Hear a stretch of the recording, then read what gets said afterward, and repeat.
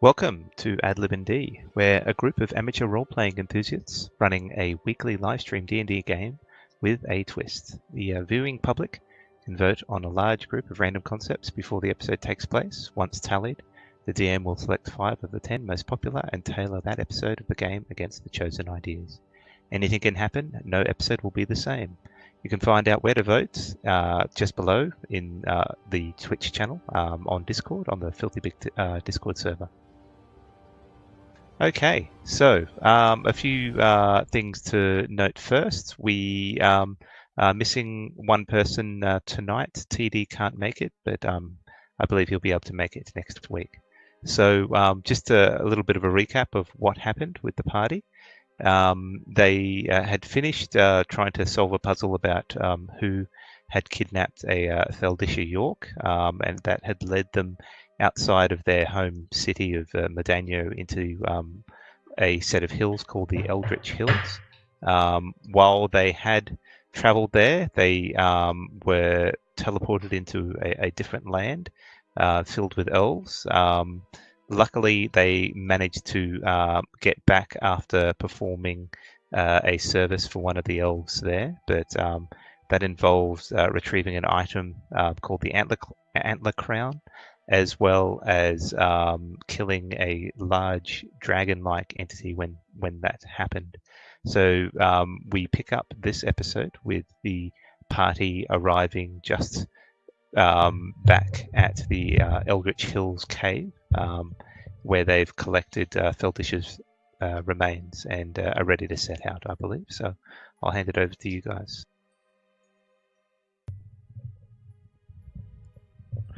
Well, I guess we should probably take these back to the gypsies. But I've been thinking, watching the two of you give each other knickknacks. You know, how many days has it been now, Riki, since you've become one of the brothers, sisters? Many. Quite a few. Why? Would you... I mean, I'm sorry. If I'd have picked up something that I thought you might have liked, I'll have to keep an eye out for something in the future. No, Well, Barney. No. I just was thinking that I really don't know anything about you. Like, why were you working for the professor? Well, I don't know. Sometimes adventurers have really, really exciting backstories about hidden parentage and, you know, deities who are their mysterious forebears and all of those wonderful tales. Mine's really kind of dull. It would be really much better enjoyed at a nice warm pub somewhere with a beer and a fireplace. Well, beer, that's probably a good word. That's made me change my mind about asking you more. Now I'm thinking it would be good to head down to the Filthy Pig there and maybe grab something. Myself a good thirst. Them creatures left a sour taste in my mouth. It wasn't very nice, was it? I think I could put some distance and some time between myself and that place. It was very unpleasant. Normally elves are nice, but that lot, ugh. Although Jace, you seem to get along with them quite well. Well, I think that's only because you weren't able to understand for most of the time. I believe the word half-breed was uttered once or twice. Yeah, but they were really a bunch of offensive bigots, Barney. Not nice at all. So, that makes me wonder too, while we collect this body and head back to the gypsies, what were you running from Modaño, Jace? I'm sorry, what was I running from Modaño? Yeah, when we found you. I think I've already spoken to you about that. No. I was trying to get out of town just to let the heat die down a little bit. was playing a con and it had failed, and I just wanted to put a little bit of distance between me and the town. Was the con on, like, a lady? No, it was a jeweler, if you must know. Ah, I see. It was like a proper con. Well, yes, yeah. Not like you were, doing something you shouldn't be with someone's better half.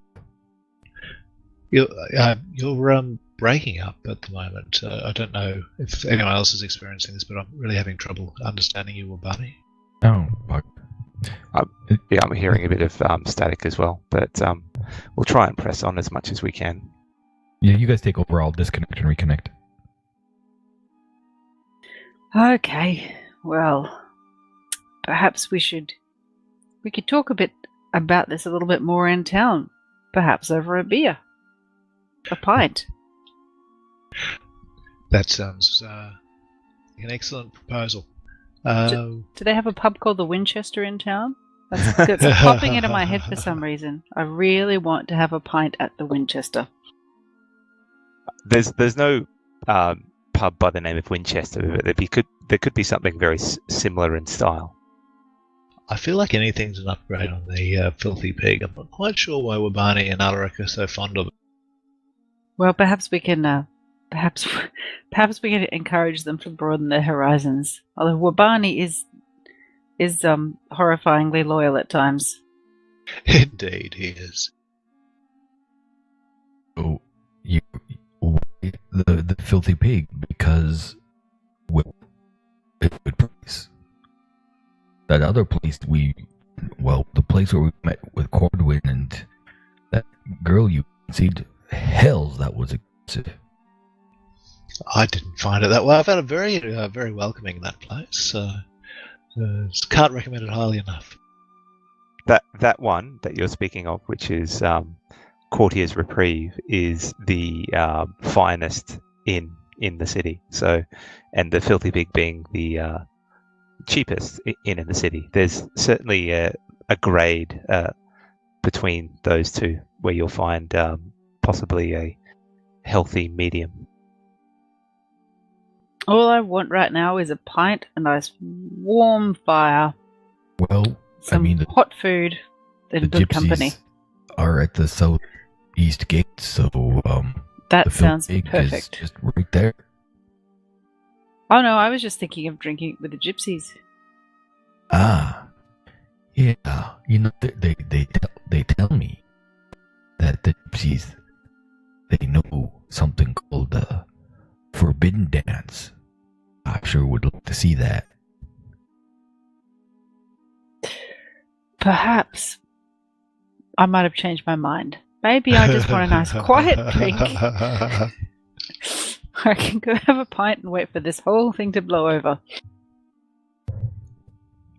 Well, I mean, I'm trying to do the dance. Hell bells. I have no idea what that dance entail. Probably gyrations. Jace, you look like the kind of fella that might know the forbidden dance. Sorry, you go. That way. It's probably forbidden for a reason. I suspect so. I suppose. I don't know. And what's her name? Well, the line, she'd be upset if we asked. I should probably ask her then. Anyway, who's carrying this body? These ashes? Well, I don't know, Wabani. You seem to have the strongest connection to a higher power out of all of us. Would you be inclined to hold that honor? Honor? Well, I don't know. Ashes? Where I'm from, taking care of people's remains is generally accorded a great amount of respect. So Well, I was planning on taking the ashes and the clothes and bringing them respectfully back to the Tinkers. in the Wild Fury tribe, where I'm from, I mean, we kind of leave our dead ones out in the bush, give back that we've taken from the land. Yeah, but is there some respect and some pausing moments, or do you just chuck them in the bush and walk away? With all due respect. Well, they're the ancestors and whatnot, so we remember them in our traditions. Although, to be honest, them bugs, they ostracized me just as badly as anybody else, so I don't really respect them all that much. Yeah, you talk about them in the traditions and the songs and etc, etc, etc. But yeah, once their body's gone, you give back what you've taken. Yeah, that makes sense. I mean, where I'm from, the small village in the forest, we used to take our dead and bury them amongst the trees. So that's somewhat similar. It's like, how many rabbits have you eaten? And the rabbits eat carrots and lettuce. Carrots and lettuce need fertilizer. Well, your body, at one point, when it breaks down, there you go. You give back. Of course, the fox and the wolves, yeah, they get at you. Well, but Ricky clearly don't want to deal with the Tinker's remains, so Jace steps forward, gathers them up, in a sort of respectful fashion, and says, "Okay, I think we're ready to go." Good on you, Jace. Or is it just her clothes? No. We've sort of swept the ash up and folded it in amongst the clothes as best we could. Alarak slaps Wabani on the back and goes, "Look, they just don't understand our way of life, Wabani. I mean, they're from the city. We're from the north. We just try and make do." City folk. Oh, bless! They think I'm from the city. I must have had some learnings. Well, you're not from Lordenlai, are you? Yeah, but from a little village in the middle of the forest around there. Did you vote for Corwin Brown? No, but somebody tried to give me a free hat with something similar on it at one point, and I think I slapped their hand away. I'm not sure. Good. Tell ya, he's out to no good. Okay, so with that, the party decides to head with a rather sober expression off towards Modaño again. And you're heading towards the city from basically the south.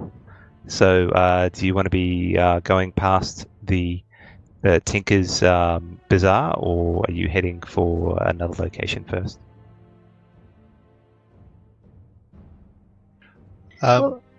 Jace is kind of keen to check in with the guard first. I remember we've got a job that we still need to collect the payment on. Yeah, I think that's not a bad idea, and that Dragonborn guard boss lady seemed like she would take this kind of thing seriously, so I think she would be pretty supportive of us getting the remains back quite promptly after, of course, appropriate payment. So you think we should get to instead of to Weldeline? Oh, I'm confident we'll be able to take the remains back to the Tinkers. Of course. Okay. As you like. Okay, so you step around the bazaar and head in from the southwestern gate to keep a bit of distance away from the halflings at this time. And you find yourselves working your way into the garrison and walk up to Thelma Ironclaw's table at the receiving building. And she looks over the party and goes, "Well, what have we got here? Did you find out who was responsible for the disappearance of Feldisha?" We found Feldisha. Oh, is that so? Well, where is she? She sort of looks around. Jace produces Feldisha's remains and says, "I'm afraid this was all that was left of her. Oh. The Eldritch Caves were full of those elemental objects that they hurt us severely on our way in, and when we got to the center of the cave, we found just these remains." I see. Well, that is unfortunate. I've seen enough. I was going to. I think we should probably return those remains back to the Tinkers. You can come with me if you want. I can source you the gold if you after it at this point in time. I believe the total was 125 per person. I think that was right. Right. Well, let me just see if I can find that amount. And she sort of ducks behind Yes, the table. I believe the information was 100 gold plus 25, and to solve it, it was 100 gold plus 25. So we've given them information. We found Feldisha, and we've told them that Merrick was responsible with some help from someone else. So what part of the reward does that earn us?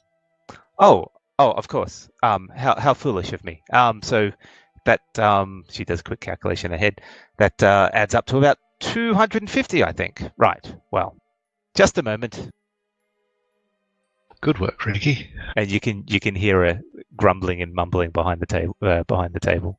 It pays to have a gnome in the party, I whispered to everyone. Jace turns to Urbani and says, "So this is why you got to tell me what you actually negotiate." I'm not saying anything with Thelma around. Shh. And so soon enough, she pulls out a large bag that clinks quite heavily of coins, and she puts it onto the table. Goes, "That'll be, I think, 1,000 all up for yourselves to distribute the way you'd like."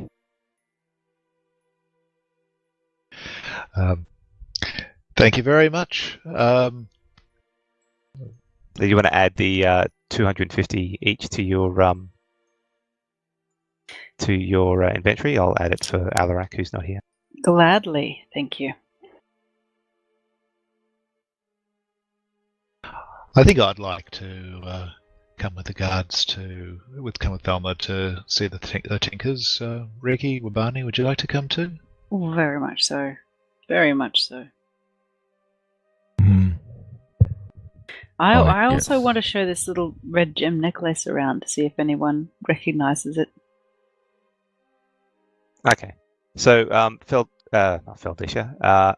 Thelma stands up and she strides out, giving you the party a brief glance before getting a couple of her guard to walk with her. And she goes, "All right, we're heading out now.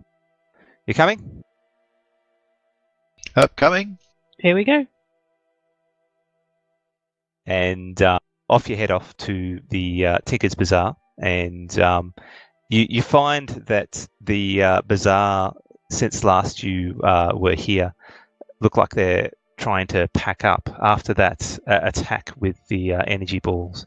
I don't think they can, and the loss of Feldisha, I don't think they can stomach any more of performing near Modaño. And so they're in the process of packing up all the tents and packing away into the caravans and such. As we're walking along, I tap Riki on the shoulder and I'm like, "Riki, date dumper." No, we don't dump. We gently and considerately hand over. No, for your book, Daisy Dumper. Oh, It's a good Daisy one, no? Dumper. Daisy Dumper. Do you think? I thought you were referring to a very literal way of handing over a dead person. But I like it. I like it. Daisy Dumper, that's a good one. One who It goes eats. in the book? It definitely goes in the book. You've done well. And I write it down in the book. I smile happily.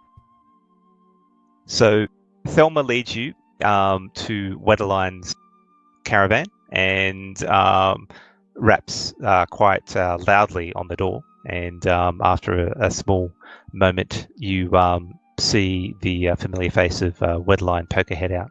Go, oh, Thelma, is it? Oh, yes. Can I help you?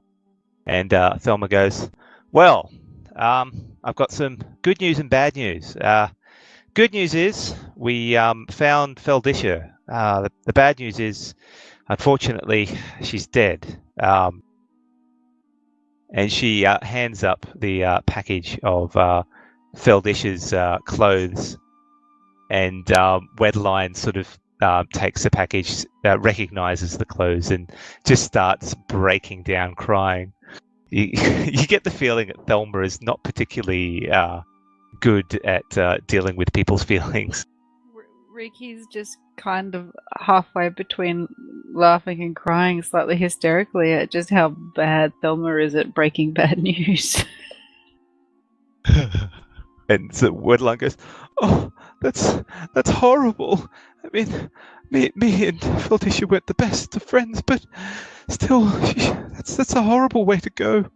And you notice in the background behind Wedeline is one of the other ladies there that you spoke with before. Just hold on a second. Behind her, like in the caravan, or? In the caravan, yes. Lady Edna Gromer. She sort of comes up from behind and gives Wedeline a big hug and goes, there, that's okay. The bear lady? Yes, the bear lady. Didn't she die? Oh, she did too. Thank you. She did. This is The amazing. ghost of Edna. Do you know I've finally twigged? Sorry, DM. I finally twigged it. I worked it out. This is the Halloween zombie edition. ADlibD&D. We're in Halloween zombie town. Thank you very much. Oh dear. Okay, yes, no, she's dead. So Kill him. we'll retcon that, and she's actually devastated. Still. Right. So it's been a while. Edna. Oh, so I go up and I give her a hug. Not Edna, the other lady. I just say I'm truly sorry for your loss. Thank you. I'm extremely nervous because I've seen Edna fall down. I'm like, I didn't heal her. What's going on here? So Thelma goes, right, well, I think I'm done here. Toodle pip! And she spins on a heel and walks off with the guards quickly in tow. There's something not quite right with that Dragonborn. Whereas Wedeline is looking on at the rest of the party and goes, is there anything I can help you with? We're just in the process of packing up, but if there's something that you want to discuss, I'm happy to help. She wipes a tear away from her eye. I know it's a really bad moment. I have a quick question. I was gifted this by a very special elderly halfling woman, and I wondered if you'd recognize anything about it. And I show her the red gem necklace that the elderly lady gave me in the elven stronghold place where everyone was being held prisoner. Okay. Wedeline goes, oh, okay. I'll have a look, and she takes the proffered necklace and examines it for about 5 minutes and goes, oh, it's lovely design. That's not one I recognize. I think it might be one of those. Let me think. I need to speak with this with one of my colleagues. They might be able to help if you don't mind waiting. Well, Yeah, we can wait. The necklace does mean a fair bit to me sentimentally. So please, I will definitely wait for it. She Okay. tries. Riki, she might steal it. I know, So, I know, but I've seen dead people in her tent, so we need to be careful. Oh, yeah. Good point. so she steps off and walks off for until she disappears amongst the caravans. You wait about 10 minutes, and then she returns and looks to Riki and goes, "Well, I don't recognize the design, but I spoke with Lewis, and he says it's a very, very old halfling design. It's not been seen in a long time, but I would say this is very valuable. Where did you find this?" Well, it was a gift to me from a very special elderly halfling lady I met who told me I reminded her of her daughter. We travelled a great distance to find out what happened to Feldisha, and she was one of the people that we met along the way. I see. Well, look after it. It certainly seems it has quite a bit of sentimental value, and I would hate for it to be lost. And she passes the necklace back to you. Thank you, thank you. And if you don't mind, I think I might retire early. I feel like it's just been one tragedy after another. You know what's good for tragedy? Pie. Go eat some of that pie. I was going to say alcohol. With pie. I'll take those words to heart. Thank you. I might go see that baker that you were talking about before. Dwayne, I think, isn't it? You see, did he find his way back to the city okay? Last I seen, he was walking the woods. You don't know. You'll find out, I guess. But I mean, the line. Are you kicking us out? Sorry, say again, Dagobah. Are you kicking us out? No. Oh, I mean, there's no place for you to stay here. We're trying to pack up. But did you want to stay here? You know, that we could partake and share in misery over the death of your very good friend. Well, do you know what I would suggest, Wabani? If you wished to, take part in remembering somebody, perhaps you could bring them some alcohol and some pie. I make a very, very obvious wink to Riki. Yes, alcohol and pie it is. Well, I will look forward to your alcohol and pie later. Thank you. Okay. Well, again, So very sorry for unappetizing. your loss. Alcohol and pie. Sorry. Just out of game. Oh, God.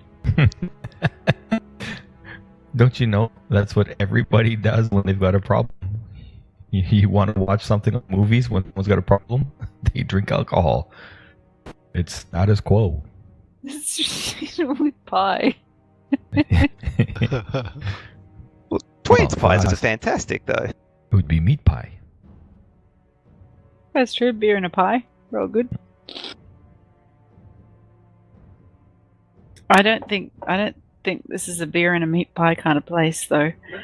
Perhaps we can make it so. So off we go to the city for some beer and meat pies. We'll introduce them to the ways of the Oka morning.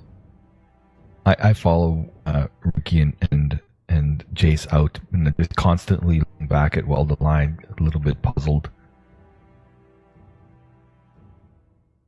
Okay, so you're heading back to the city now? Yeah, I just make a beeline for Dwayne. A, to check that Dwayne's intact and at home, and B, to purchase some pie. Okay. So you And head I'm back. like, she didn't get the clues. I thought that was being very obvious. She didn't give us any alcohol. Should I just out and out act? I kind of did. Why would she have given you alcohol, Barney? Well, you were saying that, gypsies have crazy alcohol. I thought it would be interesting to try.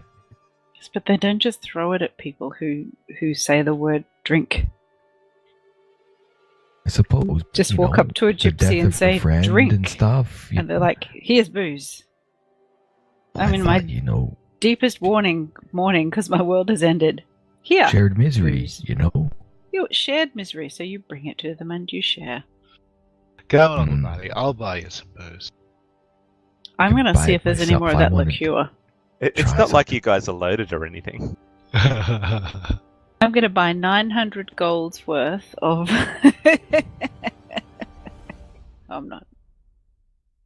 Oh dear. All right. So you head back into the city, walking past the Filthy Pig. It's about lunchtime now. There's not much going on outside that tavern, but you soon find yourselves in Hawker's Circle, and you do see the superb hot pies outlet for Shifty-Eyed Pete, and also Dwayne's Delicacies a little bit further to the north.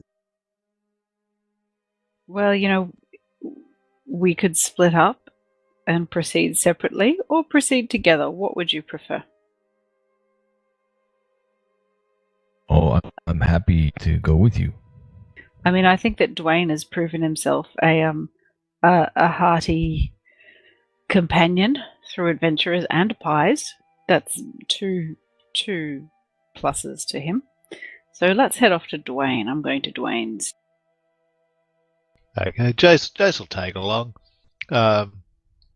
Although he's really keen to get a bit of merriment to push aside the memories of the last little bit.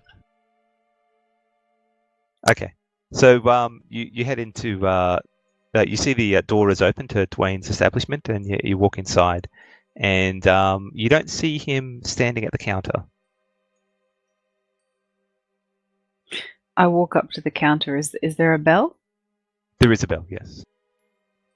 I ring the bell. I'm starting to get worried for Dwayne. You hear from the back of the shop, just a minute, and you find Dwayne head back into the front of the shop and goes, "Oh, yes, welcome." And as usual, the large Goliath is dressed in his normal cooking outfit, and is quite a merry face on his quite a merry smile on his face, and he goes, I recognize you. Didn't you send me off on a wild goose chase?" I just rush straight up to Dwayne and I give him a great big cuddle and I say, Dwayne, I'm so glad that you're safe. And little teeny Bindi leaps out of my backpack, scarpers up the side of Dwayne's chest and shoulder and gives him a little kiss right on the ear, and then runs back into the backpack. He looks taken aback by this, and all this affection at all at once, and goes, "Oh, it's okay. Oh, yes. I mean, you did save me from that horrible those energy creatures. I couldn't have asked for more. Yes. Look, for all the help you've done in the past, I'll forget about that nonsense of me disappearing into the woods. It only took me like half a day to find my way back, but that was an adventure, let's just say." We're so glad that you're safe. It's wonderful. Did you find anything of interest on the way back? Just that the safety of the city is definitely not underrated. Oh, good. Dwayne, how long have you been back now for? Well, about 3 days, I think. You haven't been around? Oh, we've been off and adventuring, away from civilized places, I'm afraid. Right. Well, I can. I've got some a new creation that you could buy. Although I think for saving my life, you might get the next one for free. Yes. This new pie I have. It's a sweet affair. It's got cinnamon and apple, and a lovely pastry crust. Oh, that sounds wonderful. I will take... How many do you have? I've got 3 in the shop so far. If you'd like some more, I could cook up some more. No, 3 will be good. 3 will be good. They're 3 big pies or 3 little pies? Oh yes, they're at least about a sort of guesses a bit about a feet in diameter or so. Oh goodness, yes. Wait. 3 of those. I'll take 3. Wait. No. Dwayne. You said 3 days? Surely you jest. No? Why? We were gone for just a day. Well, I mean, if it was a day for you, that's quite odd. But yes, it's definitely been 3 days. And I look over to Wabani and I say, Wabani, I think we were gone further and farther in distance and time.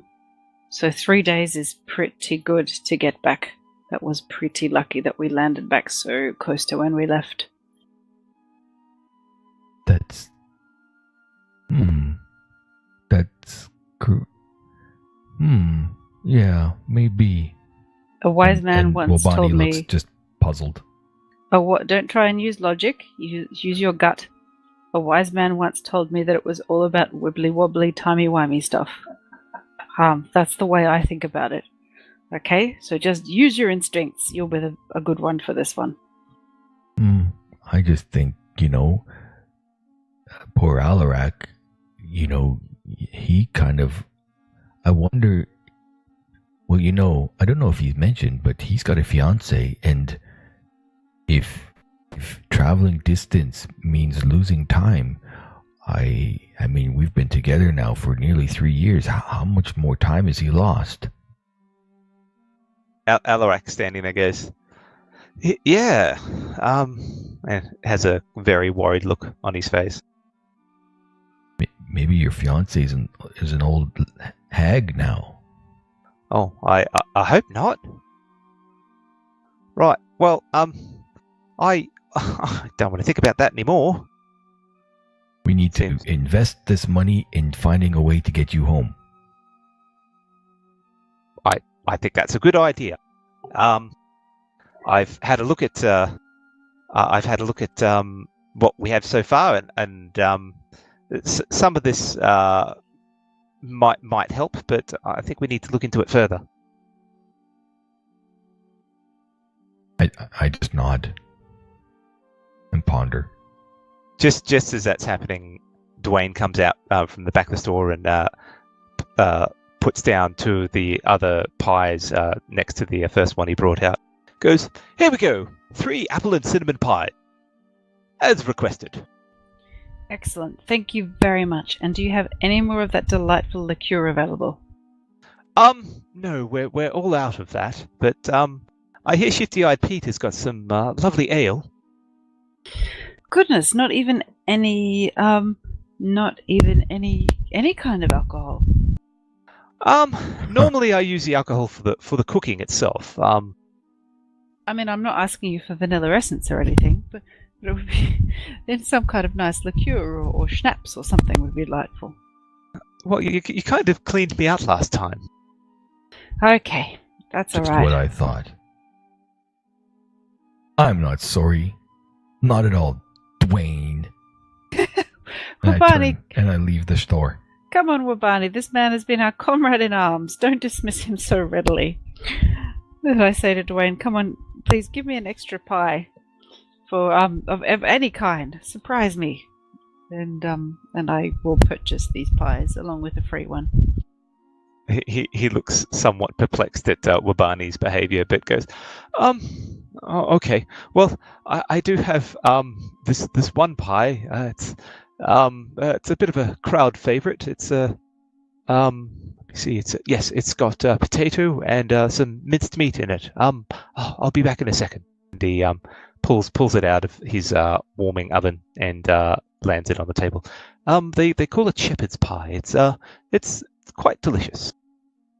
Well, I'm sure that will please Wabani and others. And I look to little Bindi and I say, Bindi, don't touch this one.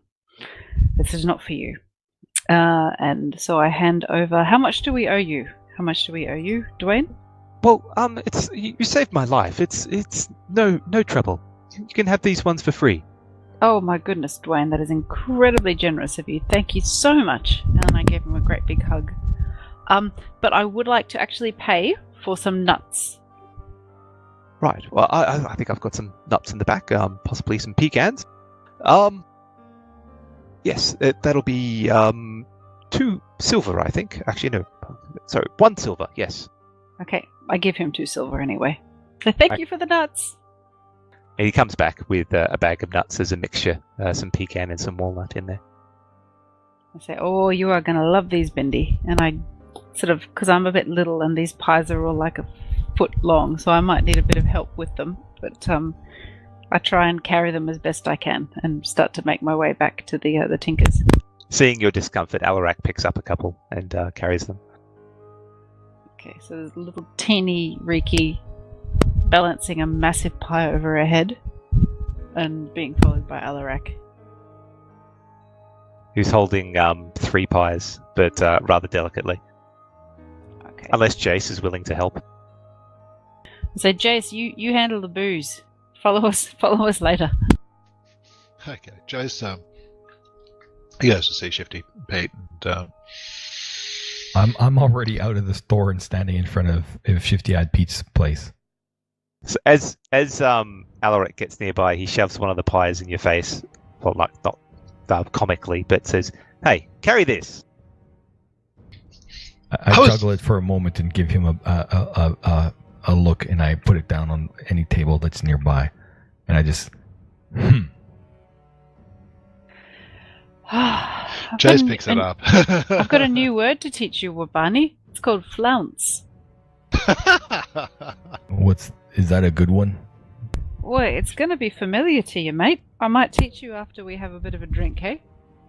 Sure thing. Flunce. Sounds like a cake. Rhymes with pounce. Flounce, pounce. Mm-hmm. Nice. Is it particularly bad? In a way. We'll talk about it soon. And I just keep walking with the pie. Pete. Yeah, my good friend Wabani. Hello. And Hey, is that Pete. Jace?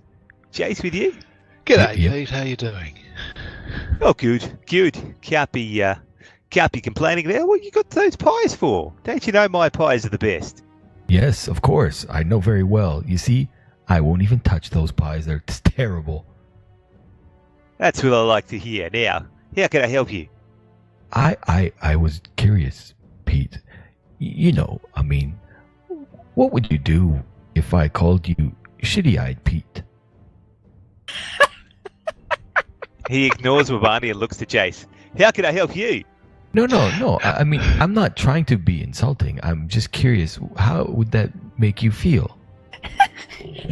Jace says to Pete, Pete, we're after some alcohol and something to help Wabani with his current mood. No, you missed my point. My point is this. I heard clearly that, and I point across the way towards Dwayne's place, he called you Shitty-Eyed Pete, and I was very upset with that. I almost punched him in the nose. I thought you should know. He's not a very good... Deception? Deception, yeah. There we go. 13. So Shifty-Eyed Pete looks at you for a long second, Wabani, and goes, "Really? Dwayne doesn't strike me as the person that would say something like that, but If what you say is true, that's a low blow. I'll have to go talk to him. We saved his life.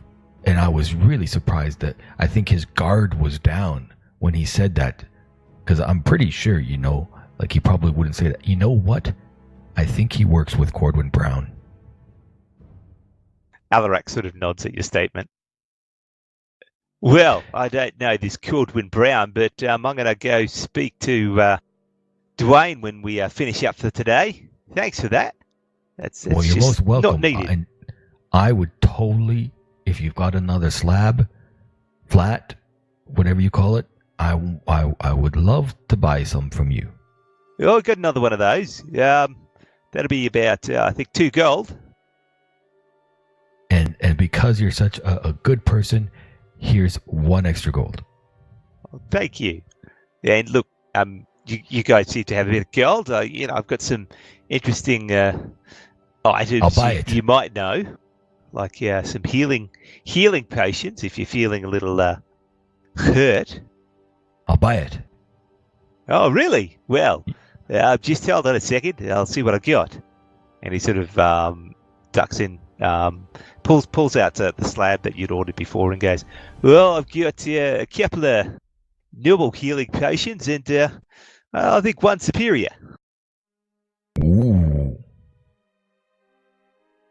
Okay, it says, I'll take the normal one off your hands. How much there, Pete? Well, the normal ones, they're about 60 gold each. But for you, I'll make an exception. How about 55? How about 50, Pete? Make a persuasion check.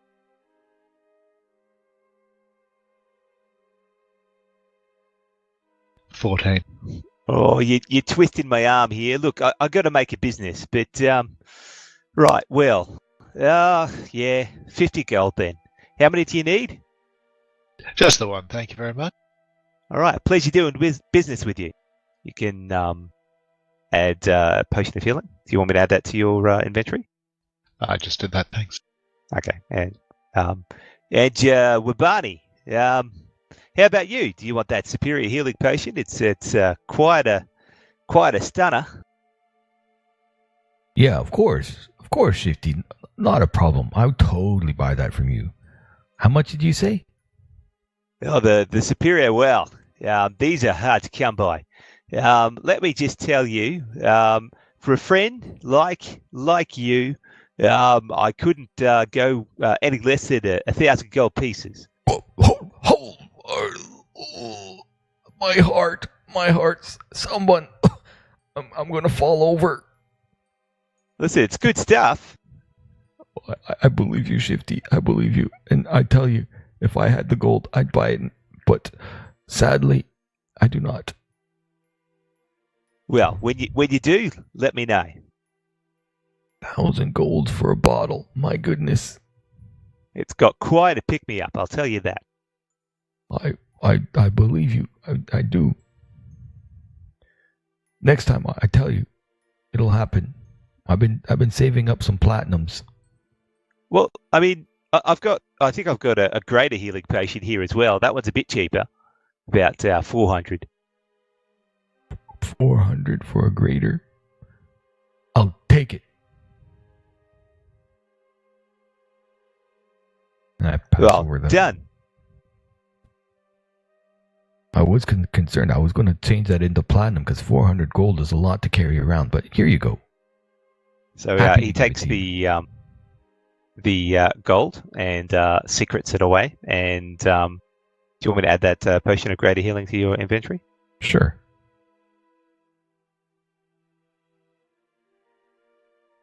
Here you go. Cool. Pleasure doing business with you, as always, Wabani.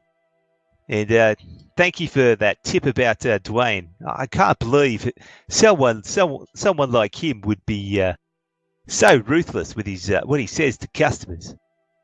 Well, I think he's into politics. Not good. Let's just say I reckon he'll stop doing that. Yeah, make sure he does. Mm-hmm. I would help you out, but I got to go check on Lucy. Okay. So you guys doing anything else, or you've secured your pies and alcohol? Jace wants a bottle of spirits as well. What do you got? The stronger stuff there, Pete. Any more of that dwarven liquor? That fire whiskey. Yeah, that's the stuff. Right. Well, I think I've got a bottle here. Sort of looks around, goes, "Oh yes, yeah. One came in just recently. So that'll be 10 gold." Alrighty. So he hands that over to you.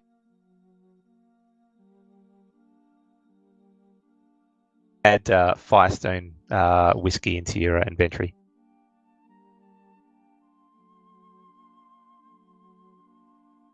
Okay, so you guys gonna head back to your abode? Yeah. With this flat of beer in my hands, my hands are kind of full. Well, I was going to bring the pies to the Tinkers. I kind of want to bring them while they're still fresh.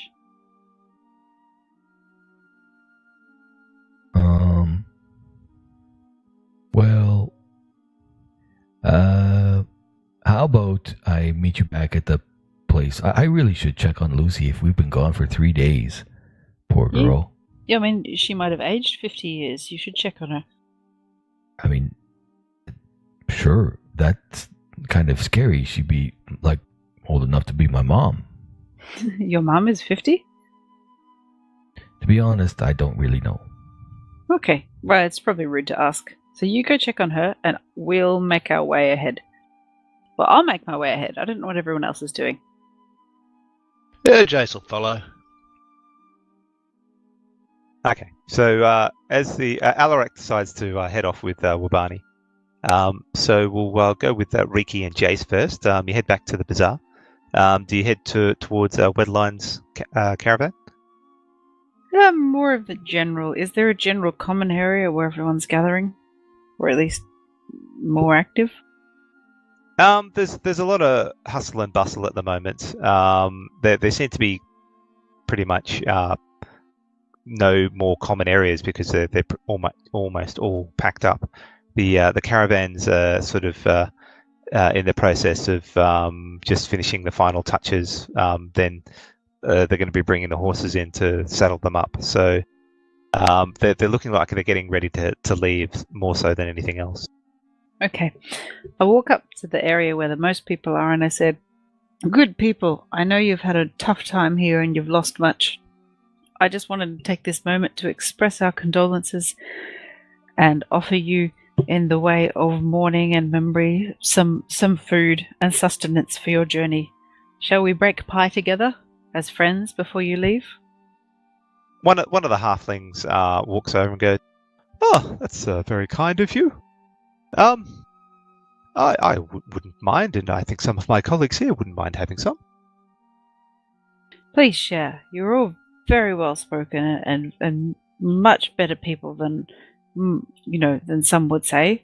It's been an honor to spend a small amount of time with you. Please enjoy. So they move up. They take the pies. Are you staying with them, or are you just delivering the pies and leaving? We're staying with them. We're sharing time with them. We're not a pie delivery plus morning service. Fair enough. Okay, so they stop what they're doing and sit down. One of them races off to get Wedline, and before long, you've got some of that. They bring in some of their food that they had packed away. They bring back out some lovely vegetables and bread, cheese. And someone brings out some southern wine. And before long, there's a bit of a party going on to celebrate new beginnings. We all toast to new beginnings. Jace pulls out the bottle of fire whiskey, takes a swig, passes off, and then brings out his lute and starts playing. And with that, some other halflings pull out some instruments, and a merry jig starts. And before long, you find that the sun is starting to set, and you've been there for quite a few hours, enjoying yourselves. And Wedline gives both of you a big hug for being such a generous people and providing food and entertainment. She goes, "That's lovely that you guys came. It certainly means a lot." We're truly sorry we couldn't do more. You've done as much as you could and more. It's certainly more than those guards would ever do. When she's not looking, I pat my pockets to make sure that nothing's been stolen. Nothing's been stolen. Good. Good. Wedline looks to you, Riki, and sort of holds you eye to eye for a second. Goes, "Look, we're leaving tomorrow, but if we ever cross paths again, I'll do what I can to help you out. Know that you've made a friend with us." I bow and say, "We're truly honoured. Thank you." And thank you, and you as well, Jace. Oh, not at all. It was an honour to do what we did. Okay, so flashing over to Wabani and Alarak, you get back into your Dodgy Brothers Solution Architect's house, and you find that Lucy is nowhere in sight in the building. I call out, "Lucy, Lucy, are you here? Lucy?" You hear no response. Then I quickly go up to my room where my super secret hiding spot is and check to make sure that my platinum is still okay. It's all good. Nothing's been taken. It's just that the house looks clean and respectable. Then after I know that my platinum is okay, I go and check her room. You find the door locked. I wiggle the door. It remains locked. I look through the keyhole to see if there's a lock, if there's a key in the lock that I can push out. Make a perception check. I will do that. That is a 9. You squint through the keyhole and you see a spot of light on the other side, but outside of that, you don't see anything of value. I wiggle the door again a little bit more forcefully. It stubbornly remains locked. And I say, "Lucy?" There is no sound, and you don't see any movement. I suck at this, but I'm going to try to pick the lock. Okay. Make a... do you have these tools? No, I don't. Okay, just make a dexterity check, please. And what are you using to try and pick the lock, by the way? It should... I could do it at disadvantage. I will... good point. I will... What would the Dodgy Brothers have in their home to use? For a second, while you're standing there, think about it. Alarak leans over and goes, "Oh, I just bought some thieves' tools. You want to use these?" Oh, of course. Yes, yes. Good on ya. And I'll try to use those, but of course, I can do it at disadvantage because I haven't a clue how to use those. I don't know, up to you, how you want me to do it. No, that's okay.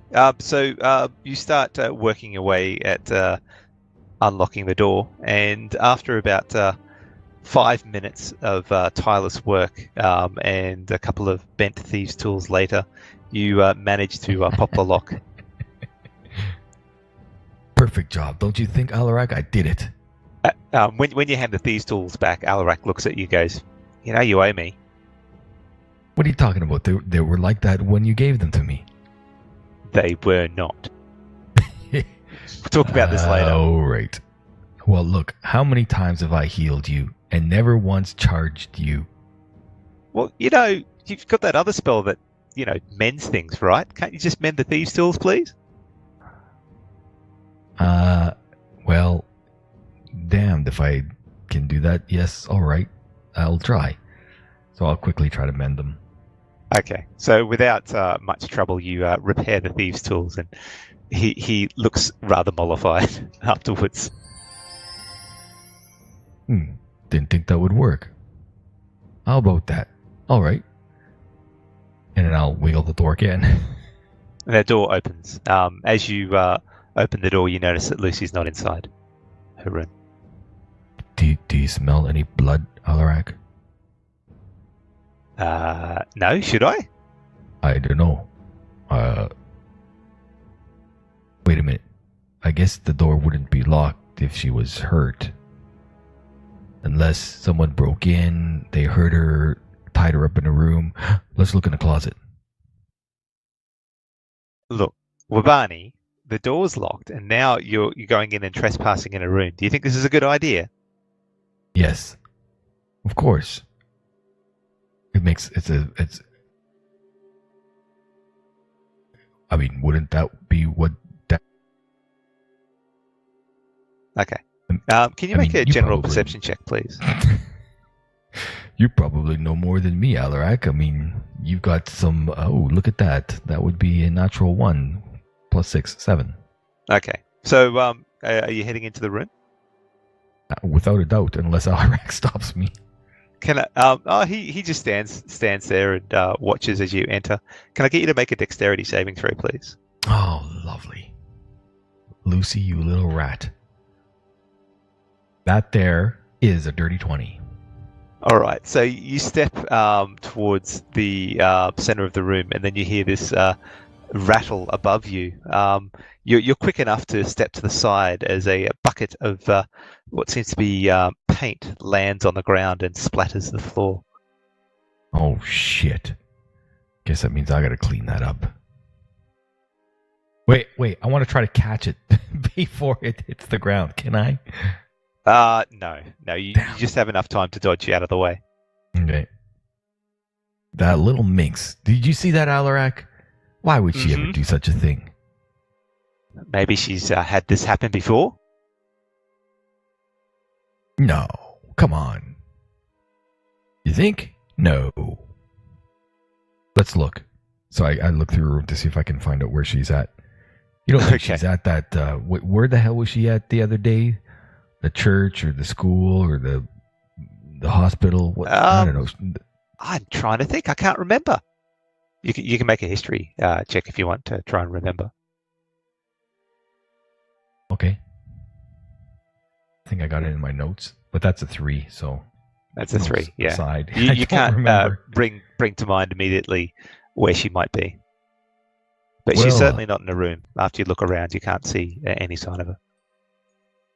I think I feel a little bit better if she's not... doesn't look like she's trapped in here or dead, so I guess that's a good thing. She must be wherever it is that she goes to. Well, I think I'm going to go down to the our nice and clean sofa now that no longer has any spots on it, and have me some of this alcohol, some of Shifty's special, and wait for those other guys. Sounds good. I'll help you with that alcohol. And it takes a while, probably about 4 hours or 5 hours, but eventually Riki and Jace arrive back at your establishment. Kind of staggering up the stairs, singing, doing a couple of dance moves. Jace is probably doing it a lot better than Riki. Let's see. Make some performance checks. Out. Yeah, that's 24. Jason's doing pretty well. At a natural 20, I still go 19.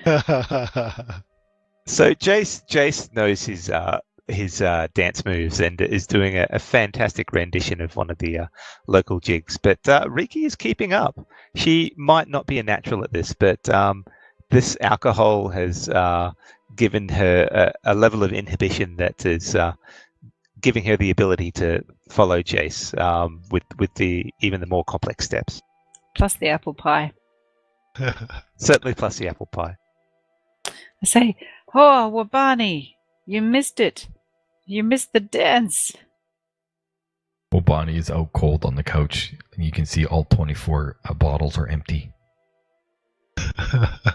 Line them all up and start drumming. Just as this is happening, Lucy comes in through the front door and goes, "Oh, you're back at last. Been away for a while."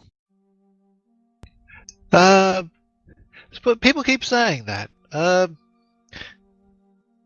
Lucy, what year is it? The same year you left. Good, thank God. It's been 3 days. 3 long days. Actually, it was blissful without Wabani being here. You jerk. Do you want to help me put him out in the street? See what happens? Lucy goes, "Well, I can't pick him up, but Alarak, you wanna help Jace? Want to help Jace?" Alarak sort of grins and nods. Everyone, I think he likes Terrible. going just out onto the street, so perhaps you should put him somewhere a bit more interesting. So Jace and Alarak carry Wabani out to the street. You're pretty much out cold. You wouldn't notice. No, the 24 bottles of Shifty Special. I think I'm well and truly gone. We need to have a chat once you wake up, mate. Oh, Wabani. Is there a tattoo place around here? Oh, yeah. As you take Wabani out, Lucy sort of touches Jace on the shoulder. "You know what would be really good if you took his clothes off and just left him in his underpants." You took it there, huh? I'm thinking a tattoo of Cordwin Brown. Oh yeah. Well, I think I know just the place. Let me just get my wheelbarrow. She races out the back, comes back with a wheelbarrow. What the Where'd you hell get does she that get a from, Lucy? wheelbarrow? Oh, I have my ways. Just down the road here, and about 5 minutes away, there's a tattoo, the equivalent of a tattoo parlor. It's getting a bit late at night, or late in the evening now, probably about 5 o'clock or so. But you wheel him down, and after some careful convincing, the tattooist is happy to draw something on his body somewhere. Thinking the shoulder? What does everyone else think? Alarak goes, "Yeah, maybe the neck." I think a pretty little ankle tattoo would be perfect. So the tattooist is looking at it, goes, "Oh, so where do you want it?" Let's compromise and get him a tramp stamp. All right. That's And what's perfect. it going to be? Is it this gnome you're talking about? Yeah, Jace uses minor illusion to create an image of Cordwin Brown for the tattooist to work off. Okay. All right. Yep. Good. So this will be 3 gold, right? What? Done. Cheap as shit. All right. So with that, it takes about half an hour. But his work is a little bit rudimentary, but you certainly get the image of Cordwin Brown there. And Alarak whispers something in his ear, and there's a picture of a chest right next to Cordwin. All right. Thanks. Pleasure doing business with you. Anytime. And Lucy, thank you. Yeah, it's okay. Might Half see you an again. hour? He must be one hell of a crappy artist. There's 3 gold. I think it might have been a stick figure. Half an hour for sure. It's half an hour because it's quite large. It's probably about 20 centimeters in diameter. Jesus. You guys are terrible. All right, so you wheel him back and put him in his bed. I think so. Are there any mirrors in the house? He's never going to know. I have no In idea. Jace's room for sure. Only mirrors you've brought yourself. There wouldn't be any mirrors when you first picked up the property. No, for sure. Okay. So the night goes by uneventfully. You have a good time with Lucy. And Lucy goes to bed. She mentions that she was out at the library today working again. That's why she's back late. She retires at about 10 o'clock or so. Were you guys wanting to do anything before you went to bed? I flipped Lucy a gold piece and said, "Here's one for your troubles. You're a good girl." She nods and smiles. So, did you guys want to do anything before your long rest? Nope.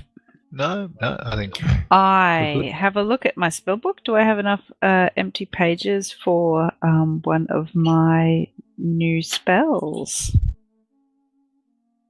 Yeah, I think you're supposed to pick up material to do it first, aren't you? I do. I need to go and purchase some special ink and parchment. Let her experiment. Let's see what happens.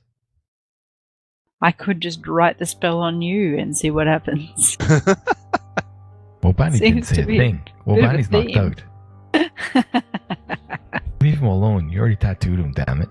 I know, poor Wabani. I'm secretly hoping the sober part of Riki's hoping prestigitation will fix it all. Okay, so prestigitation will probably hide it for a little while. Yeah, that'll do. I don't think it should work. Okay. So yeah, you can maybe you can pick that up tomorrow. All right. I go to my room. I lock the door very carefully, and I set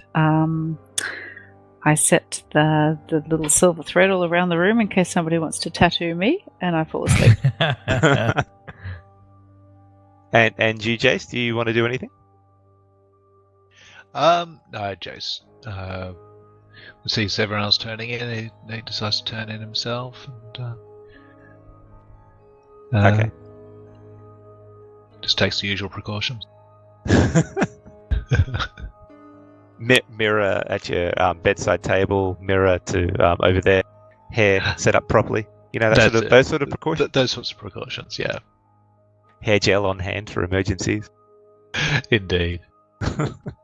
Okay, so everybody has a long rest. And I'll give that now. And Wabani, you wake up with a throbbing headache. And a pain in the back. And a bit of a sore back, yeah. You can't remember exactly what happened yesterday afternoon, though. And I'll be like, oh, how did I get in my bed? Why do I hurt? Damn, that hurts. And I will blow a spell slot to try a healing word on myself. Okay, that gets rid of most of the headache. Oh, he could erase his own tattoo. And I was like... And never have known it was there. It's still... What... I'm not injured. What's going on? So I look around to see... I try to see my back to see what's hurting, and I can't.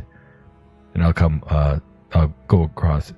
Jace, are you here, Jace? I need one of your mirrors. Jace is gone, and his mirrors are all conspicuously missing. He's gone. Jace! Oh, what the heck? And then I'll go, I'll knock on Lucy's door. Lucy, are you here? Lucy? Leave me alone, I'm trying to sleep. I don't suppose you got a mirror? What am I, made of money? Go away. And I know you were there. You were in my room last night. I was worried, Lucy. I thought someone hurt you. I wanted to make sure that you weren't dead. I'll clean up the paint. Don't worry. No, Riki did that last night, thank you. Did she? Oh, well, was quite nice of her. I don't suppose you can... I have a pain. I tried to heal myself, and it's still there. And I don't quite get why something seems off. So Is Lucy there something goes, on my back? I don't know what you're talking about. How about you talk to that stupid god of yours? Maybe she'll know. Oh, she did. It's true. She did talk to me the other day. That was quite the thing. Now I'll head back to my room, and I'll try to do a prayer to Donaru just to see if she does talk to me. So there's nothing forthcoming from Donaru. Well, hails bells. And I'll go and I'll since Jace isn't there, I'll go and Riki, are you here? Riki? Riki kind of half rouses with a bit of silver wire wrapped around her head, one of her feet, and the post of the bed, and then just falls back to sleep. I'll do the Riki.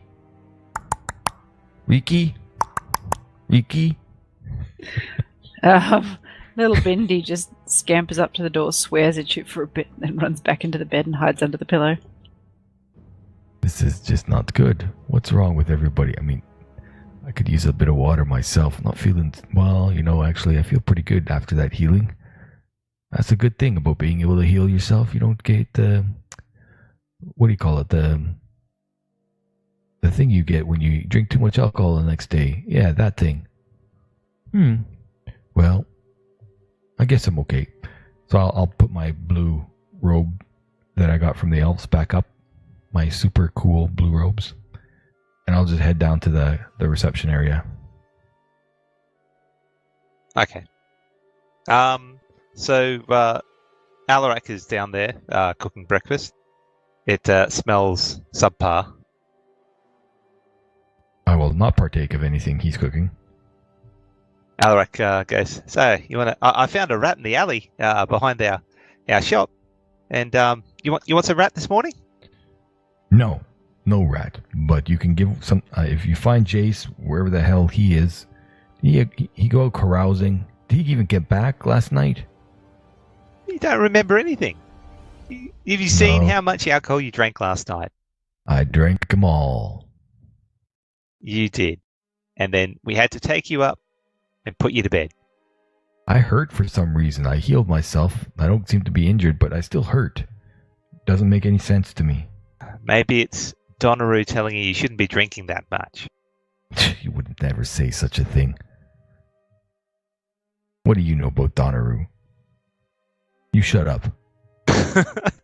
Right, well, no rat for you. Damn right, no rat for me. I'll head out to the kiosk down the road and I'll get me some proper breakfast. Okay, so I don't think we'll roleplay going through breakfast, but after breakfast, you find someone knocking on the door. I find? Well, you hear someone rapping at the door. Everybody wakes up and has their breakfast, and then soon afterwards you hear a rap at the door. Riki, you're the new one. Go get the door. No, you get the door. No, you get the door. It's your door. You're the sister and the brothers, the Dodgy Brothers, and sister. Jace opens the door from the outside and Where says, the fuck did Jace come from? Jace? So why are you keeping this person standing on the doorstep? Who's on reception? You. Damn it. Where the hell's Jace? What the hell? So you find the gentleman standing next to Jay.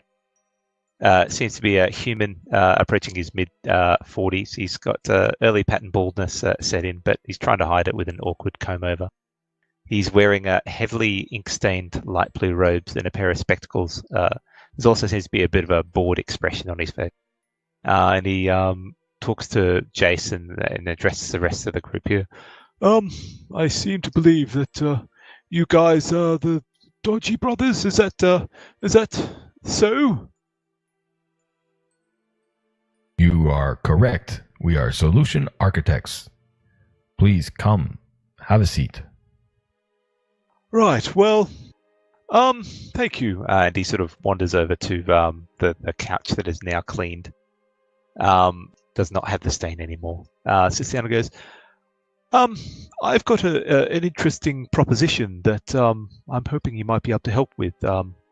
I've been experimenting with some sort of, I guess the best thing you'd call it is a funhouse escape room. It seems to be all the rage this year with the nobles. And I was hoping that you guys might be able to help test it out for me to, iron out the bugs and such.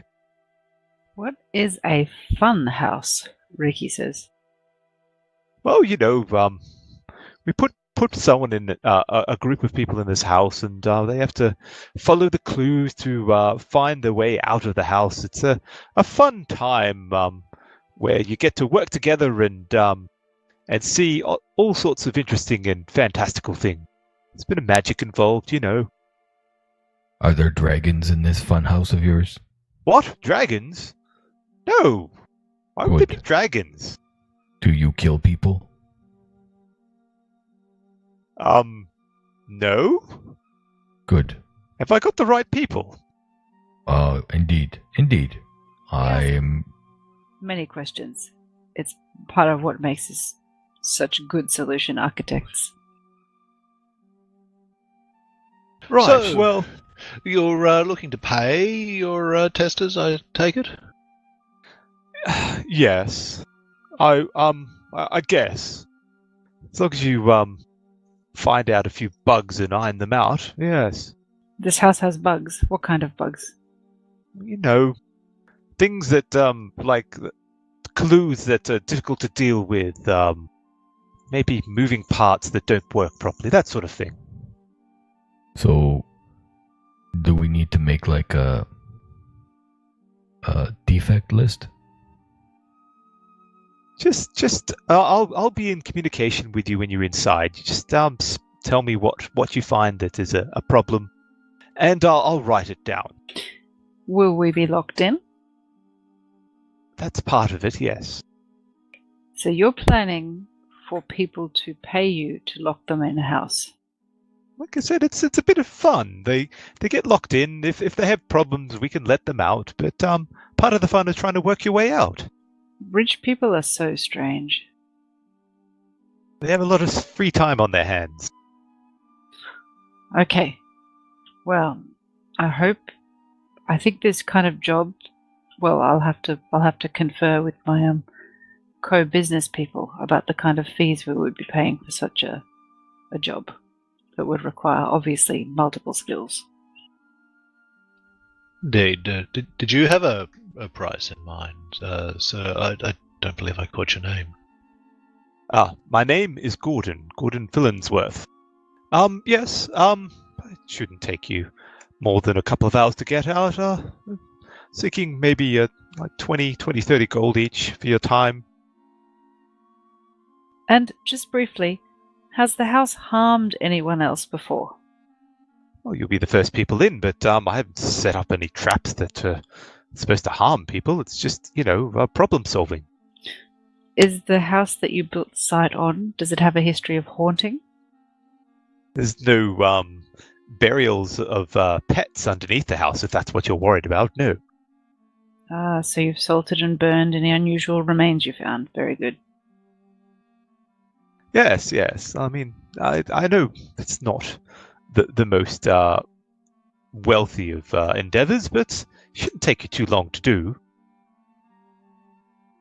So, you want us to find defects and tell you of the defects that we find while we try to escape? More or less, yes. Seeing if you enjoy it, if it's fun.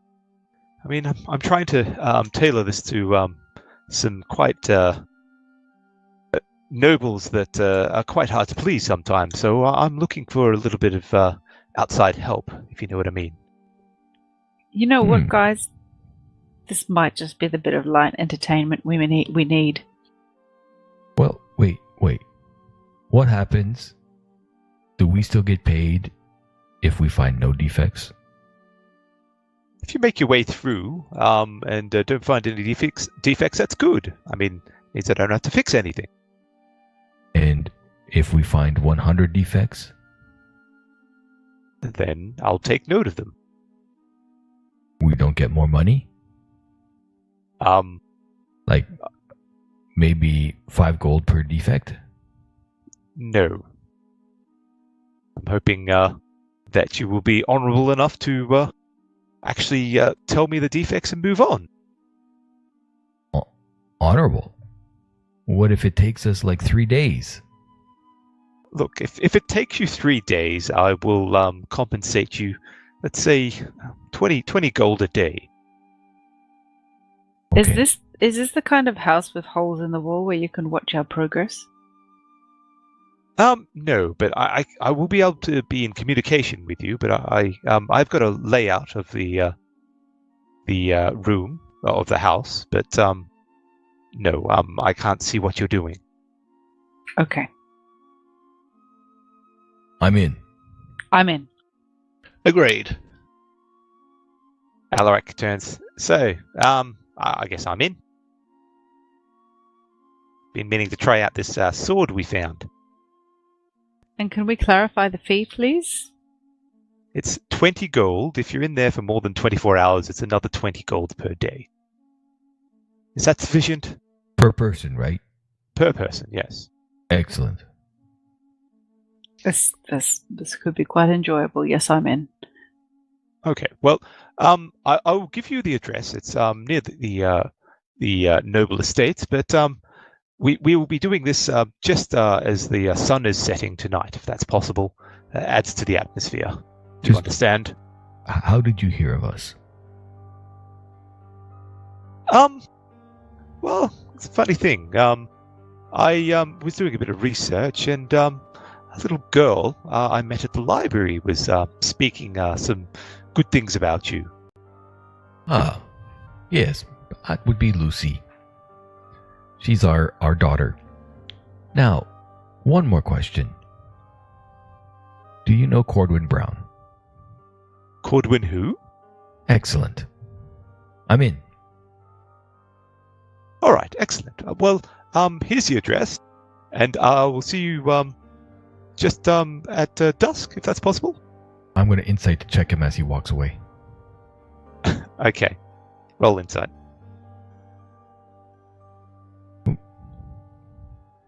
That's a 5 plus 6, 11. You can't get a bead on him one way or the other. I let the guys know.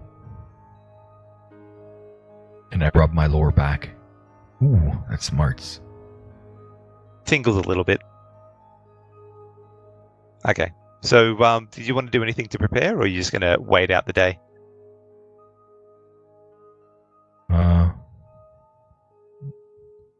Jace, where the hell have you been? Oh. Sorry, after your effort last night, now you're making demands that are my whereabouts. I'm only asking because I wanted to know. What do you think?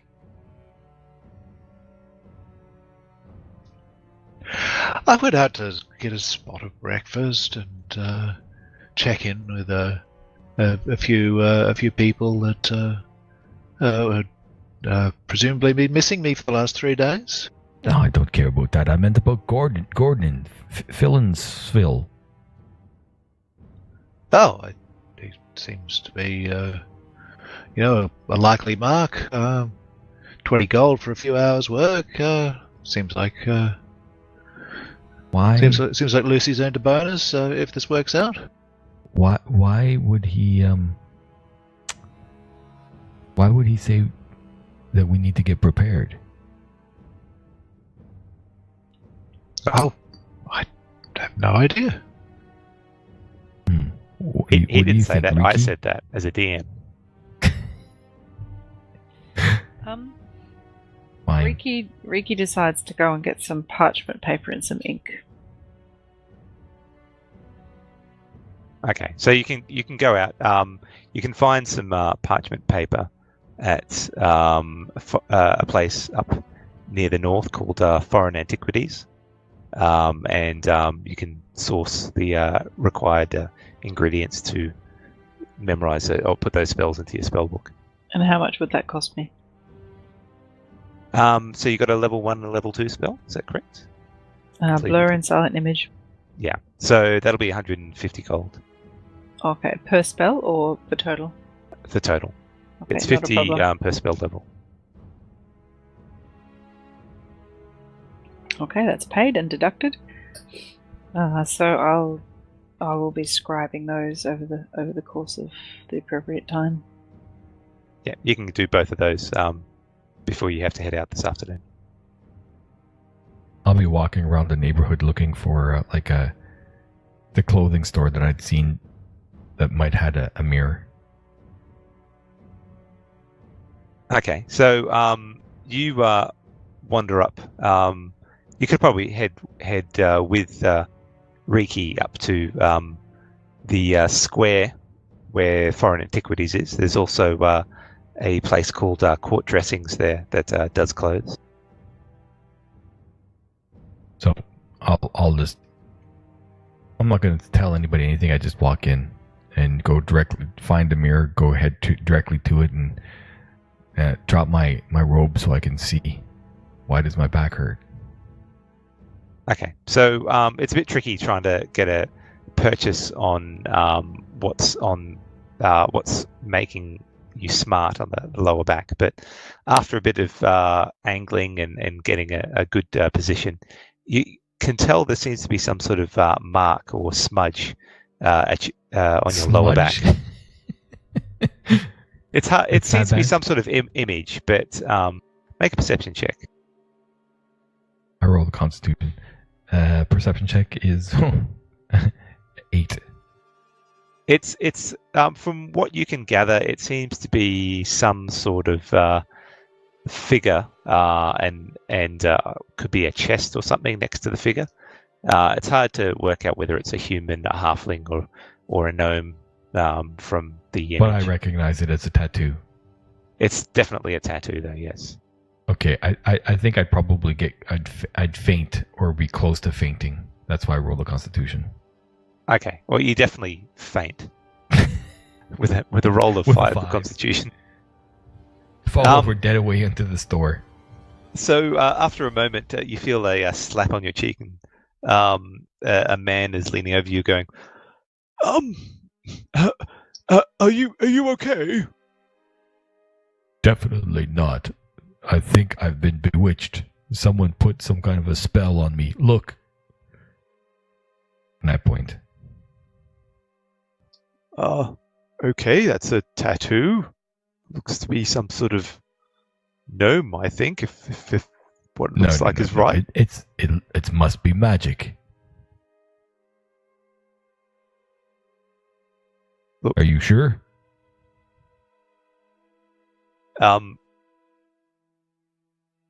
Yes, No. How? No. And I stand up and I leave the store without saying anything else. Okay, so the owner looks on in bewilderment as you leave. I don't say anything. I just leave. I head out towards wherever Riki was. So by that time, Riki would have picked up what she needed and would be heading back. I'll just follow her back. Not saying anything? Not a word. Okay. So are you doing anything, Jace, through the day? Oh, Jace will just go around spending time with his various contacts, just having an idle day. Okay.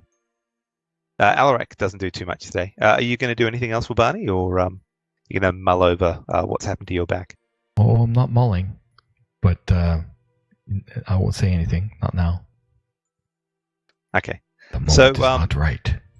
Dusk comes, and you head out to the address that Gordon gave you. And before long, as you head towards the address, it's starting to get dark, and you're working through the finer end of town. And can I get everyone to make a perception check, please?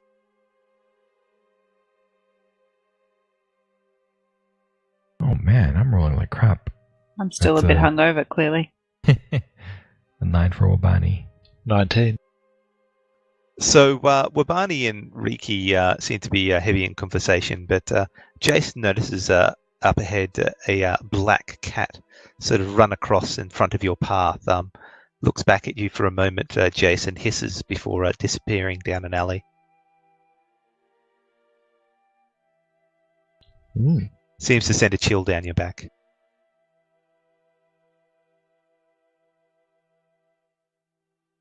But after that chill down your back from the cat, you find Gordon standing outside seems to be a house very similar to every other house in this street.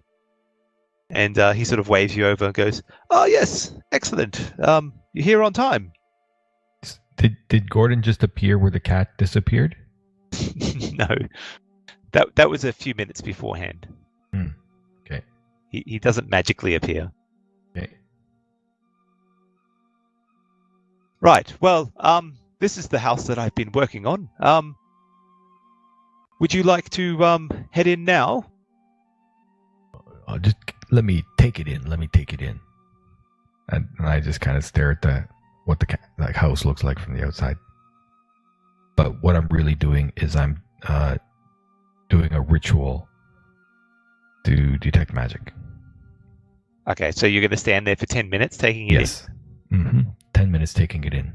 As you're standing there for about 2 minutes, Gordon looks on you with confusion and says, are you heading in? Bit confused. Is he always go. like this? Jace starts heading in and says, "Come on, let's go." Alarak sort of follows Jace.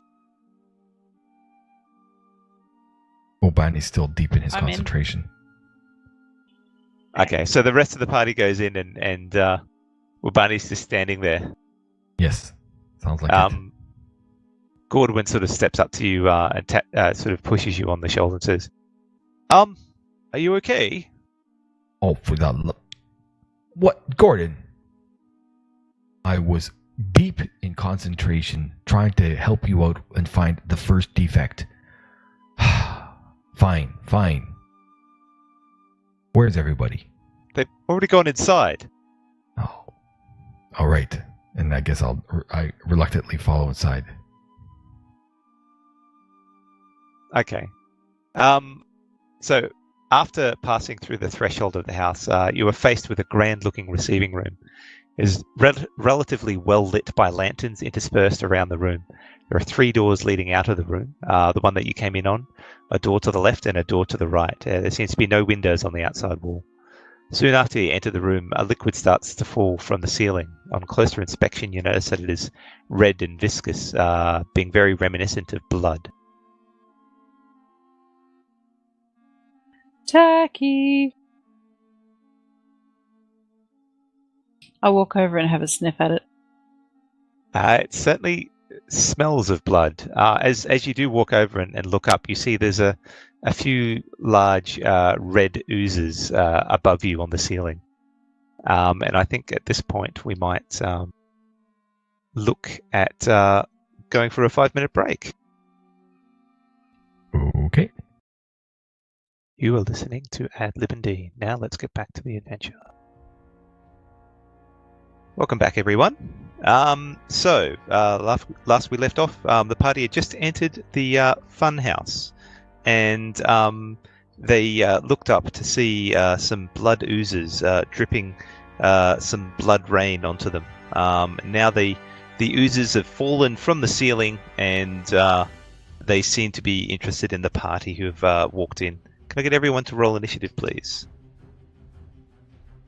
Is Gordon with us? No, Gordon's outside. That's a 19. So the door we just walked in through, it's shut and locked, is it? When you look behind, the door has disappeared. Mm. I'm going to be like, Gordon, defect number 1. 18 for me.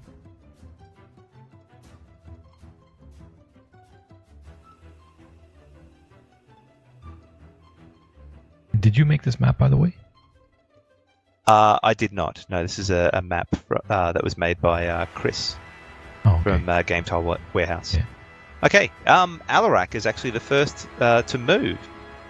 He quickly pulls out his new sword that has been keen to use and moves up to the nearest ooze and goes, I think we got a problem here. And he swings down against the ooze. I will see if I can drag up his character sheet.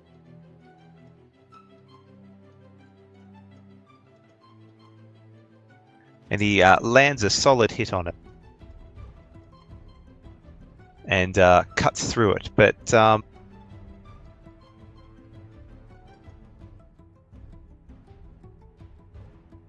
that's a bit annoying. That should have been 16 damage. Alright. I will adjust that.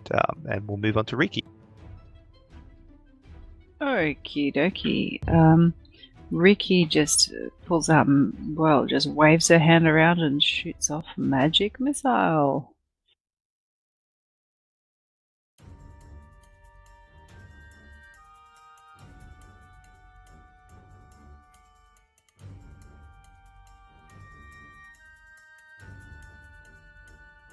Pew pew pew pew! 4 magic missiles straight at Blood Ooze 2.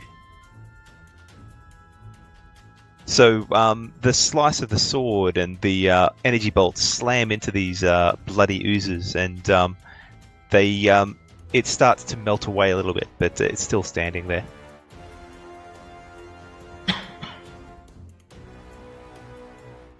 I just shift back behind the people who are probably a bit better at hand-to-hand. Well, Barney, you're up. Just quickly, did you want me to do Alaric's character sheet? No, it's okay. Oh, if you want to. I'm just trying to add something to it. Yeah, no worries. I can do it if you like. As for Wobani will start the battle out by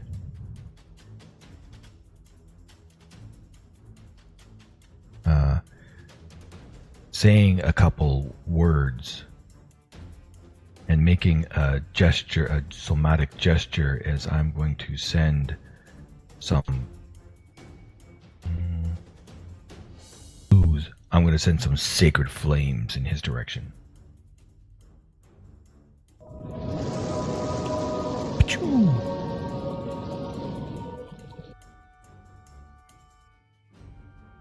It fails the arcane fire. Well, the clerical fire, and you sear the side of the ooze. It's still standing though.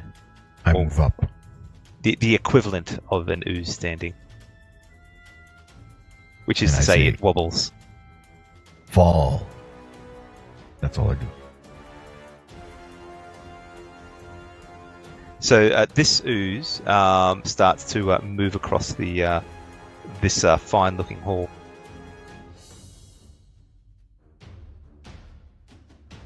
It slowly moves around, sort of squeezing its way between the table and the chairs, but only manages to get that far. Phew. Jace. Okay. Jace pulls his rapier out. I think this is going to get close quarters pretty quickly, and he can he dart in there between Wobani and Alarak? Not easily. I think that's a bit too squeezy. Okay. All right. Well, then change of plans. He might actually draw his crossbow quickly and have a shot at the blood ooze.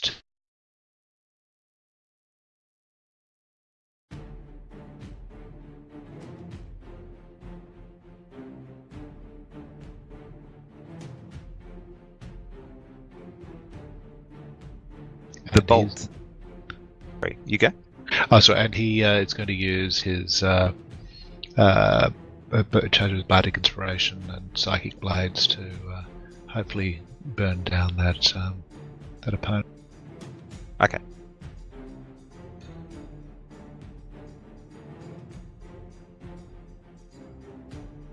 You just added them. Wrong one. Just remember to add that before you roll your damage. Normally, I'll remove that effect. There we go. So I've got 2 buttons set up, one for the effect, one for damage. So depending on whether I remember before or after. But yes. Okay. Sorry. You go on. Okay, cool. Are you moving at all? He'll yeah.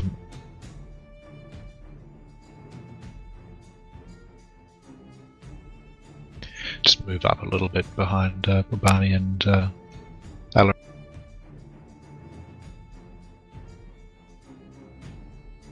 Okay, so the ooze to the north starts to move a slow form towards Alarak. And then lashes out with one of its amorphous... it seems to form a bit of a cudgel out of its globular form and swings towards Alarak. And hits him.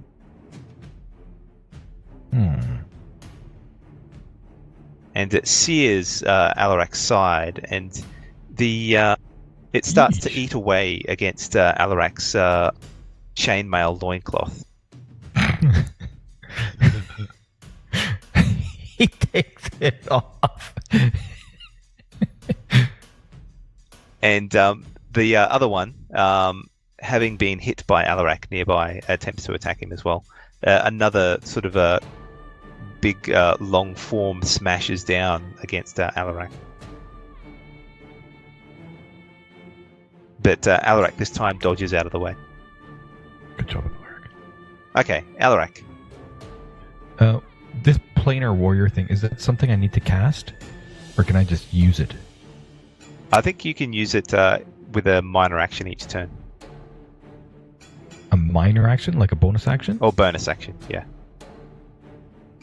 So I strike once with my glaive, and then bonus action with the planar warrior? I think you activate it, and then you strike. Bugger, I wonder where he's got the activation on it. Anyways, I will... he will just swing at this one here that he smashed before with his refined greatsword. Slashing into it. An uppercut. An upper slash. It seems to be like I set up that weapon and it doesn't seem to be registering damage, but I'll add that damage to it. So with that, you're going against number 2, was it? Yep. Yeah. Okay, so he cuts down the ooze and it sort of melts away on the floor. And he doesn't get an extra strike, does he? No, not until level 5 or Okay. 6 for him, actually. So he will move about this guy here, trying to basically flank. Okay. So I think that would be right there is where he'd want to be. Yep, you can do that. And then he'll be like, Wobani. How would it be? Wobani, heal me. Something like that. And he passes his turn. Riki. All right. Riki looks over to Blood Ooze 3 and casts Magic Missile.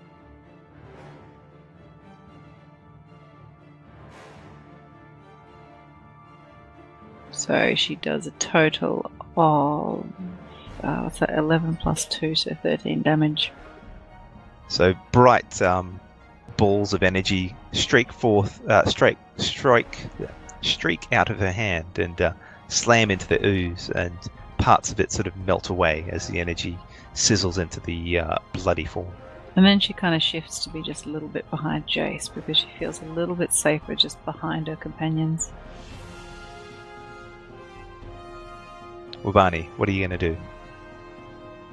I will over here the flank. I'll look at Alarak as I strike at this one, and I'll be like, man up.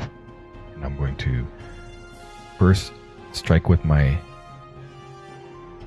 so you get plus You'll get +2 to your attack due to flanking. Yeah, I'm going to...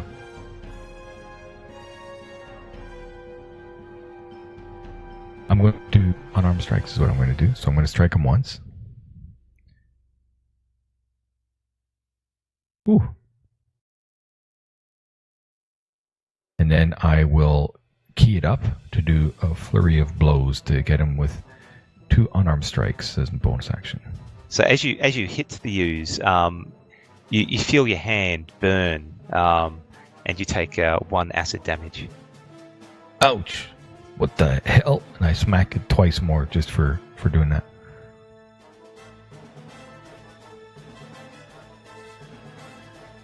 So the next time you follow up, it starts burning into your hand a bit more. Bugger. And the last one. And the last bit of damage as you hit it again. And I was like, that's smarts. Every time I punch it, it burns. And that's Wobani's turn. Actually, he is going to finish his movement and get up here beside Alarak. Okay. So ooze number 3 moves up to you, Jace. They don't seem to have a much of a mind going on, and it sort of rolls towards you, trying to crush you under its weight. But you manage to duck to the side just in time.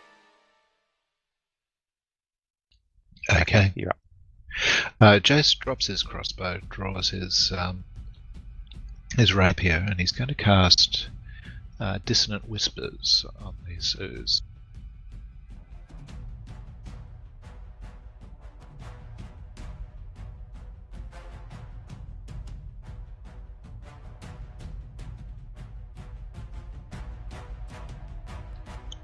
So it takes 8 points of damage, and it has to run away.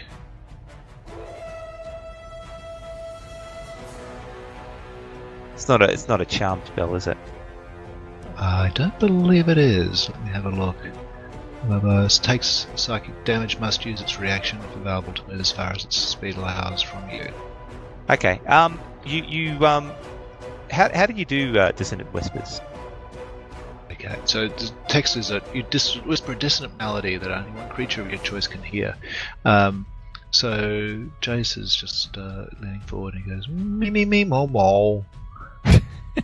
The ooze doesn't seem to hear exactly what you're saying and just stands there, not doing anything. That was very dissonant, though. Thank you. You get the feeling it doesn't hear. It doesn't have any ears to hear with. But it is a psychic attack in nature. Yeah, but you'll see in the spell it says that deafened creatures automatically save. Oh well, there you go. Okay. Okay. So the ooze is going to keep going after Alarak. But this time it fails to contact and just wobbles around dejectedly, like a sad little jelly. Okay. Did Alarak notice that his sword got like was it etched or something by the ooze? So his sword, since it's magical in nature, doesn't seem to be being damaged by it. Okay. Then he will try once more to slash right through it, sideswipe through it. And that's a hit. 14 damage. 26 with 14 damage. And he cuts through it. This time, a bit of acid sort of splashes towards him, and he takes 1 acid damage. Oof. Dodge those, Alarak. Is he doing anything else? I'm just reading. As a bonus action, choose one creature you can see within. The next time you hit that creature on this turn. Oh, okay, so I needed to have declared that first. Are you talking about Zephyr Strike? No, the planar warrior. He will.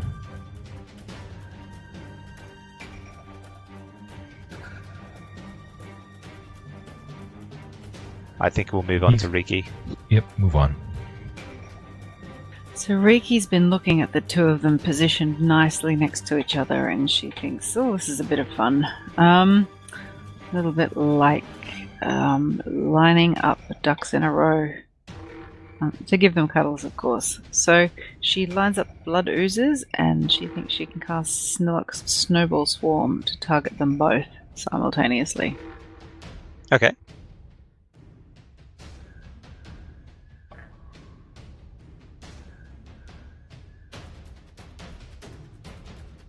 Well, they've resisted that completely. So you let off the bolt of cold snow, and it splashes against them, and they seem to shrug it off like it's nothing. Oh, what a disturbing waste of a level 2 spell.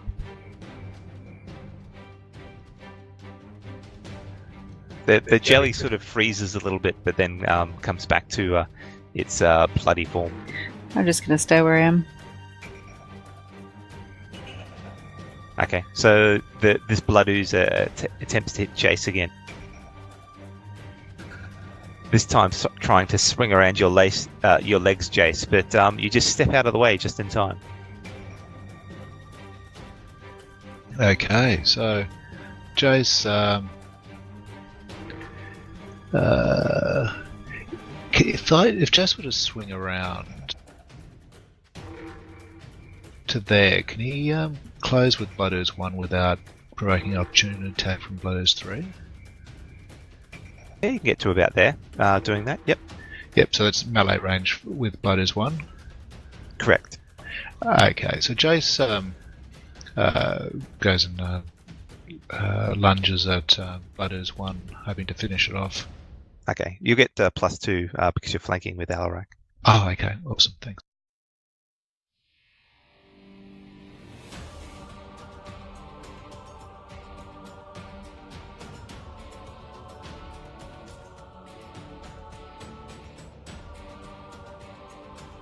You know, I think you skipped by Wobani.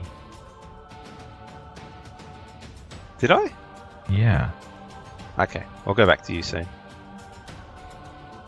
So he just runs it through? Runs it through. As you slash into it, a splash of acid hits you in the face. Not the face! Okay, the chest. Burns away your clothes.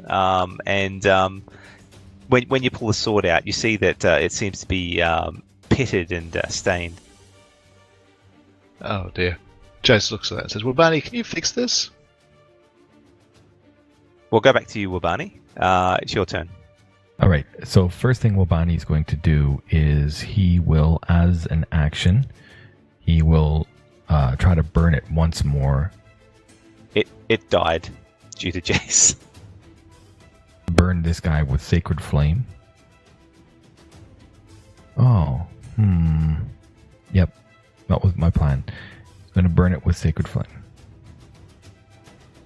You can burn the other one. Hey, you can't burn the other one. I am burning number 3. Or Jace. I mean, it's your choice. I'm going to burn Jace. No. No! Burn. That's such a soothing sound. Oh, it just fails. Why did I target myself? Why indeed? That was weird. Make sure you don't target yourself for the damage. So a flash of radiant energy just misses you, Jace, as the ooze sort of shivers under the onslaught of Wabani. And I put my arm in front of Alarak and like, just be patient. I'll heal you.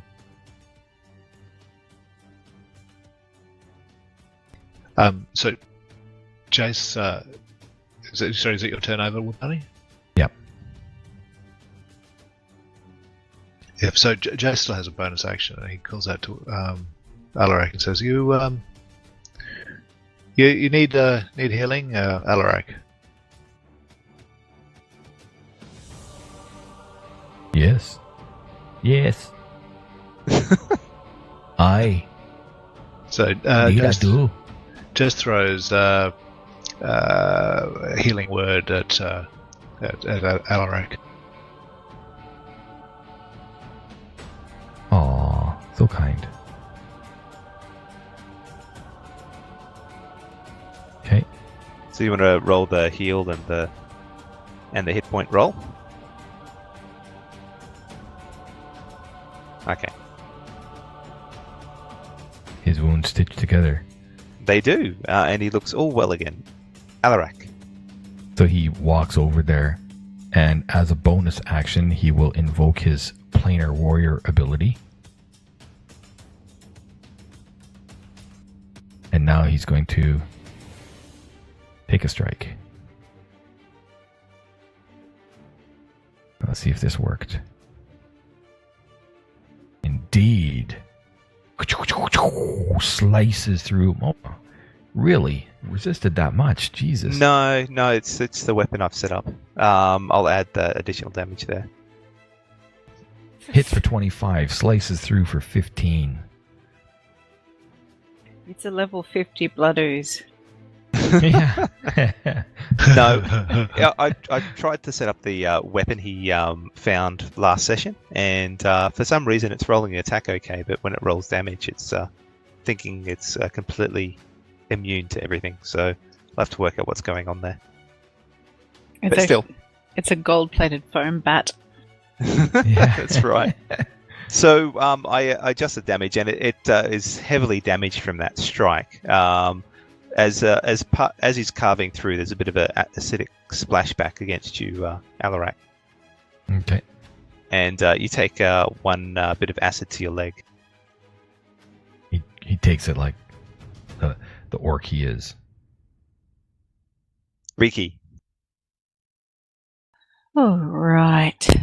So Ricky looks straight over at this frickin' blood ooze and just thinks, all right, we'll get you.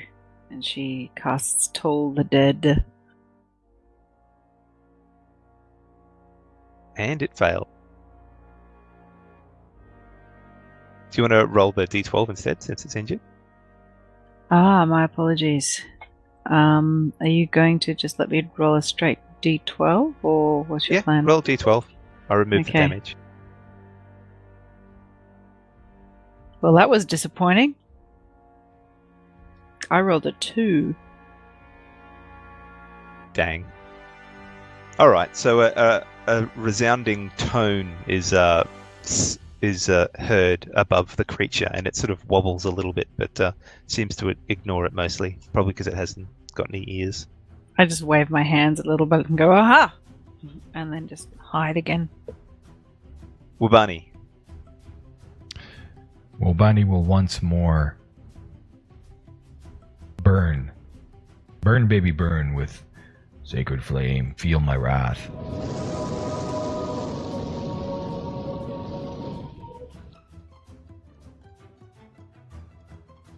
Nice. And you scorch it. It's almost disappears, but there's a little bit of it left, sort of sloshing around near Jace's feet. Wow, that ooze is really strong.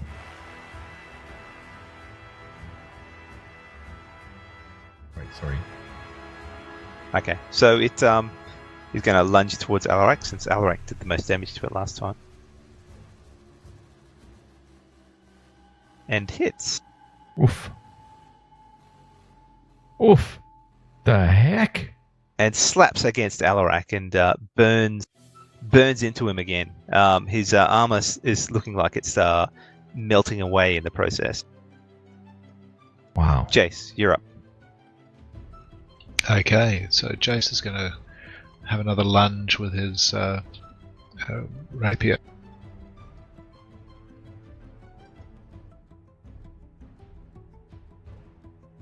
and you hit. Describe its demise, Jace.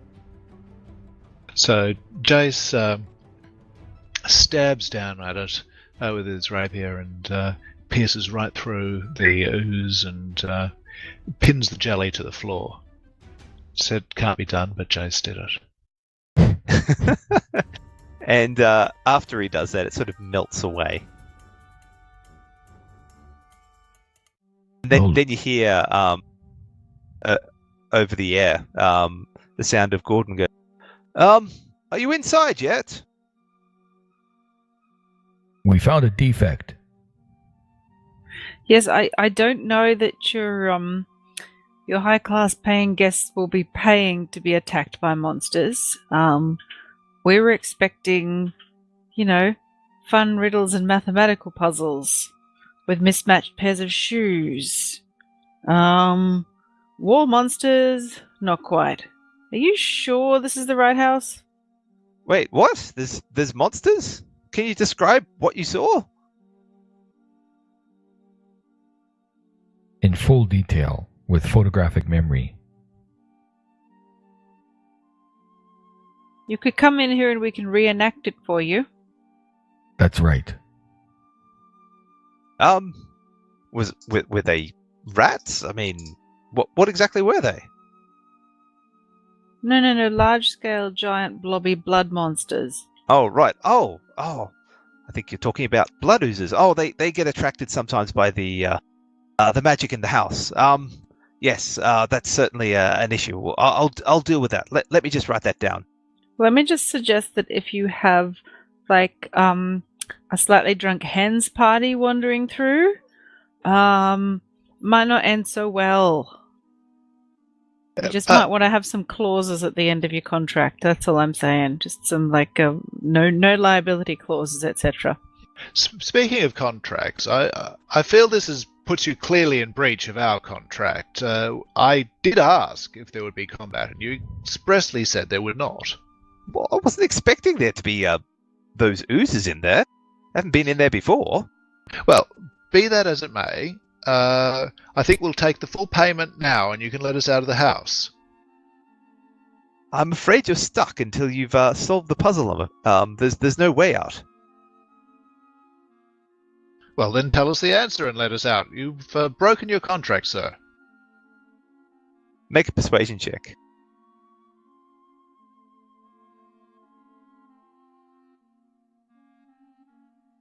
That's a 28. He goes, well, it's most unusual. I mean, yeah, I can tell you the answer, I guess, but then you lose out all the fun.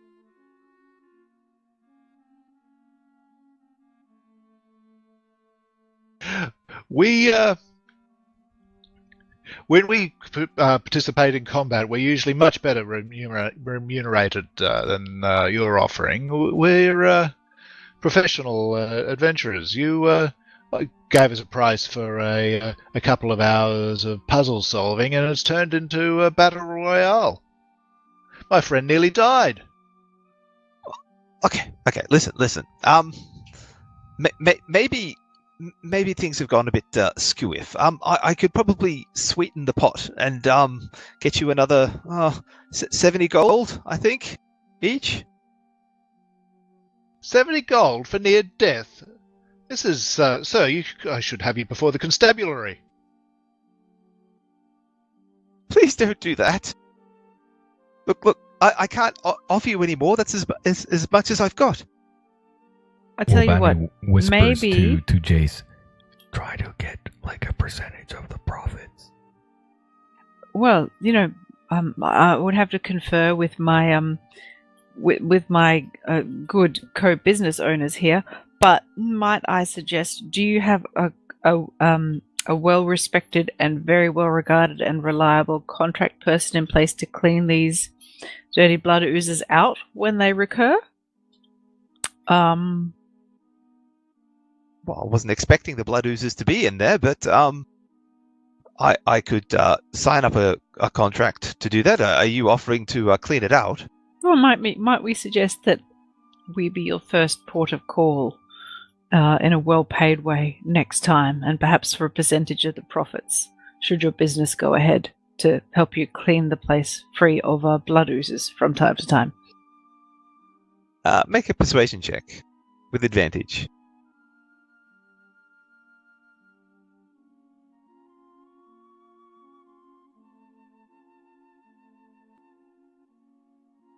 That's an 8. Look, we won't discuss it now, but once you get out of the house, we can go into details of possibly a contract. And I'll send Jace in. Oh, not him, please. I still think we should go to the constabulary. This is outrageous. Listen, I'm sure the rest of it will be fun. There'll be nothing. Well, I for one am curious, but I think we have some wounds to take care of first. Oh, very well. 70 gold apiece for this outrageous assault. Criminal assault. A debacle.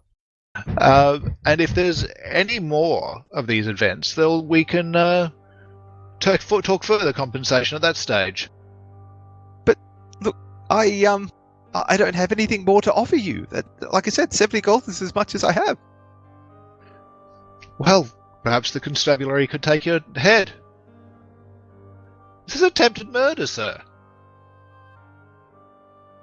Oh, honestly, that's not. He sort of mumbles, and he certainly seems quite frightened about your threats. But he doesn't seem to be putting anything coherent towards you. What are you? Are you going to keep talking to him? Jace says, "Well, I'll have my I'll expect satisfaction from you when we get out of here, or there'll be I'll be taking the legal path with this, sir.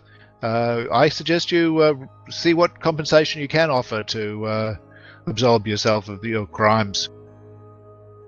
All you're hearing is silence now. He's not talking to you. Okay. You might have scared him off.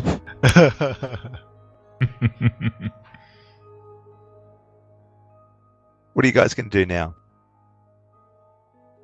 Well, that was well done. Well done, Riki and Jace. I'm going to see if I can try to help out Alarak here. And I will come over and I will use a healing kit on him for the first time in the day. And he will use another of his hit die. Can he use 1 or 2 hit dice? Just 1. Alright. That's the only one of those I could do for him. Can I try and heal him with a healing kit? Only if you have the feat. Otherwise, it just. But you can give the healer's kit to Wabani if you want. Yep, I hand it over. It's magic in my hands, I tell you. Can I? So, if I use the healer's kit on him, and I want to keep trying to heal him, or for example, if he wanted to drink his potion, because he's got a potion, will that also trigger another roll of his hit die? Yeah, any healing, no matter what it is, triggers hit die. That house rule. Yeah, or we could take a short rest. No need to spend resources, irreplaceable resources on that. But he's a short rest. Okay, I mean, yeah. So he could use a action surge. We could take a short rest. He could get the action surge back. He doesn't get an action surge. He gets a second win. So second win. That's what I meant to say. Yeah. Oh yeah, and then if he finishes a short rest, so he'll use his second win. Yeah. He'll do that. Okay. But that also requires a hit die. Correct. Yeah. Okay. All right. Well, that's done it. He is his second. Jesus. There you go. He is full up again. Fully healed up. Yep. And he gets his second win back. but he can only be healed one more time. Does he get his second wind back? If we take a short rest. If you have a short rest, which is only 5 minutes, you can get it back. Okay. And Wabani, there seems to be something wrong with my my rapier after that fight. Are you able to mend it? I can give it a try. And so I'll focus the energies and try to mend it. Okay, so you focus on it, and the pits start disappearing from the rapier, and he manages to remove all the acid damage to your rapier. Alarak comes up and goes, and my loincloth seems to be a bit damaged as well. Could you do that, please? Does he thrust his crotch at Wabani? Back and forth. I'm doing this one blind, Alarak, because I'm not looking down there, but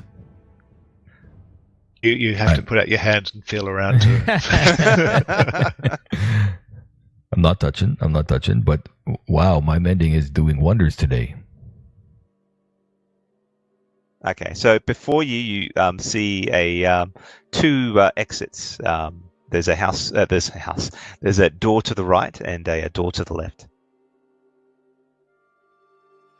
So, which of these do you think is the exit? Eeny, meeny, miny, mo. Yeah, it's probably a good guess, really. Detect magic time? Oh, yeah, I could do that. Now, I need 10 minutes, if you guys don't mind. I'm pretty sure we're not going to be racing off this time. Apologies about before. So I will try to focus, and as a ritual, I will cast Detect Magic. Okay, so you focus your thoughts on any sort of magical areas around here, and the whole house seems to light up with transmutation magic. Ooh. Wow, this place might be haunted or something. There's transmutation magic everywhere.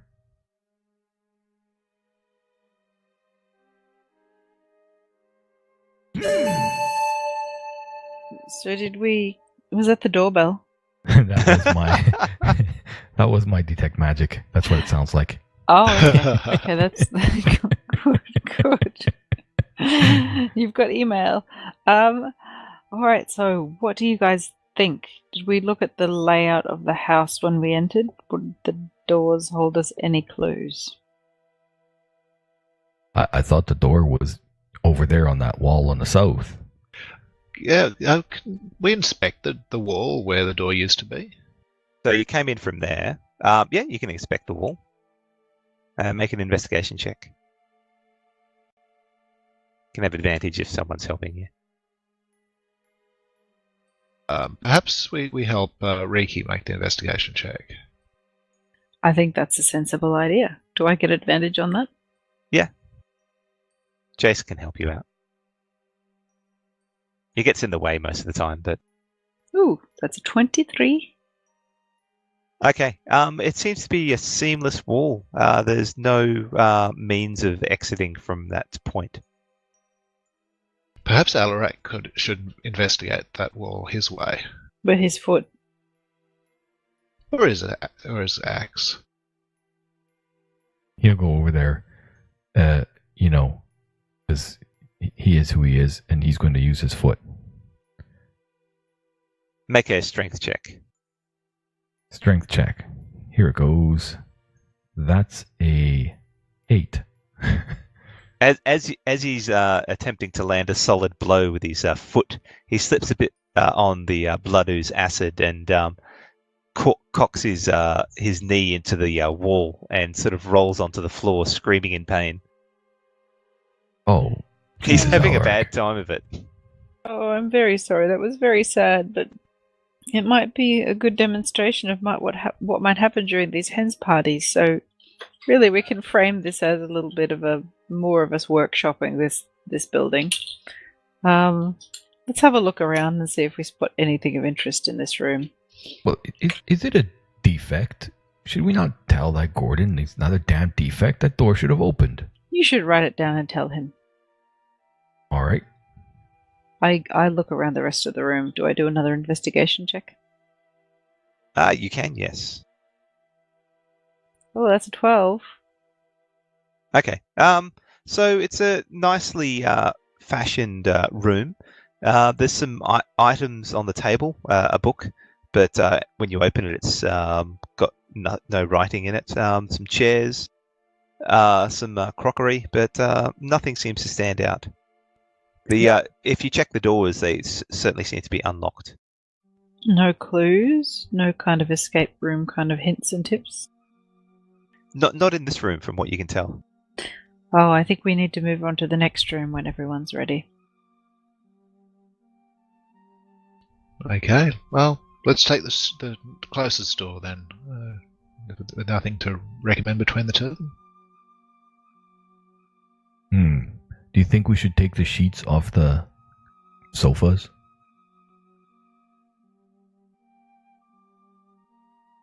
You can wear one.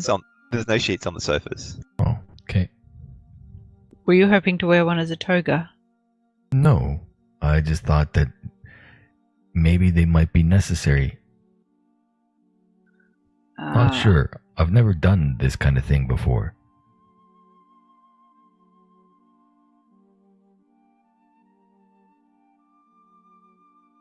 Anyway, which way should we go? That way. I point with confidence. Follow after. So you're going to the right door? Yep. Okay. So you open up the right-facing door, and it opens up to a sitting room. A table has been placed in the center of the room, and chairs are arrayed around the centerpiece. There are 2 books on the table. On the far side of the room is another door. There is a bookcase along. There are bookcases along the back of the wall filled with books. On top of the bookcase is a jug filled with water and a couple of glasses. All right. Riki, I think you're up. Did you want to give the room a good investigate? I think that's a good plan. I do that. I Are can you help. helping me out? I'll give you a hand. Good plan. Let's see how this goes. Fingers crossed really, really bloody hard. Oh, that's an 18. Okay, so you work your way around the room. On closer inspection, the bookcase with the books around the edge of the room seem to be fake. You try and pull a book out, but it seems to be firmly affixed into the bookcase. The jug with water in it certainly seems real. I don't know whether you try and take a drink out of it, but the water sloshes around and it smells and looks to be water. And the table in the middle of the room with the 2 books, there is one book that seems to be blank, and the first book seems to contain a story in it. What does the story say? Okay, as you read through the book, it seems to be a story of a little girl who follows a rabbit down a rabbit hole.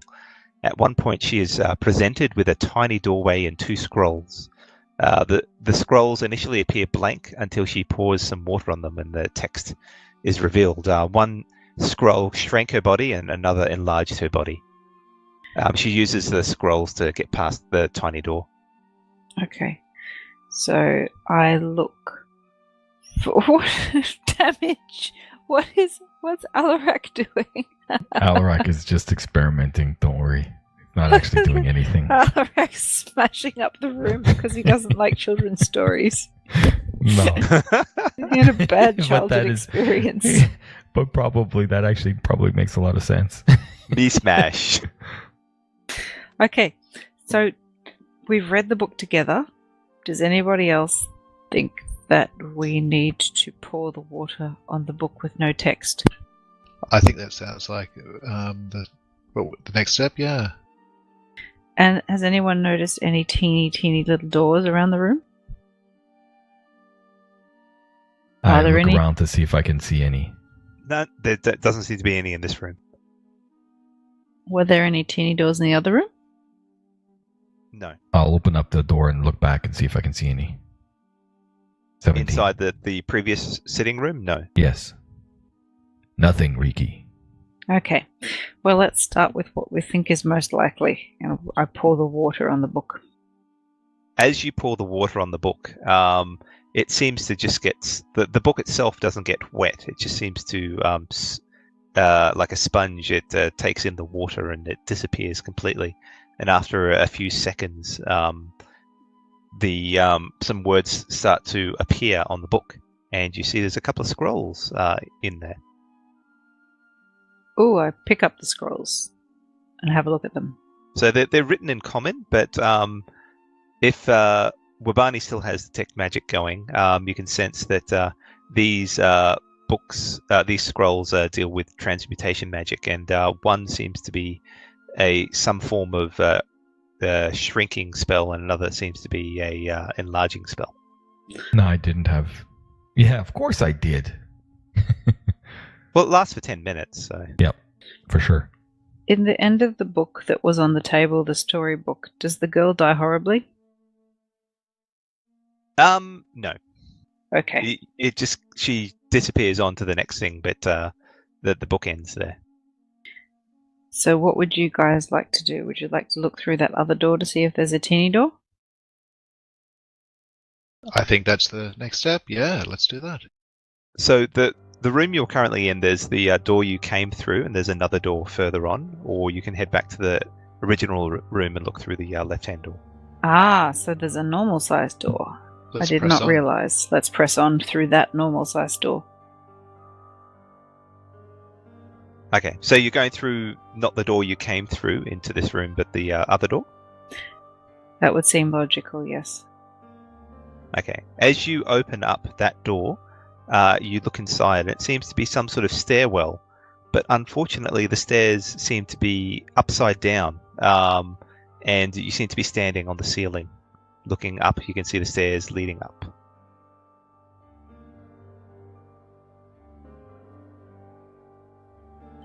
What do both the scrolls do? Are they shrinking or growing scrolls?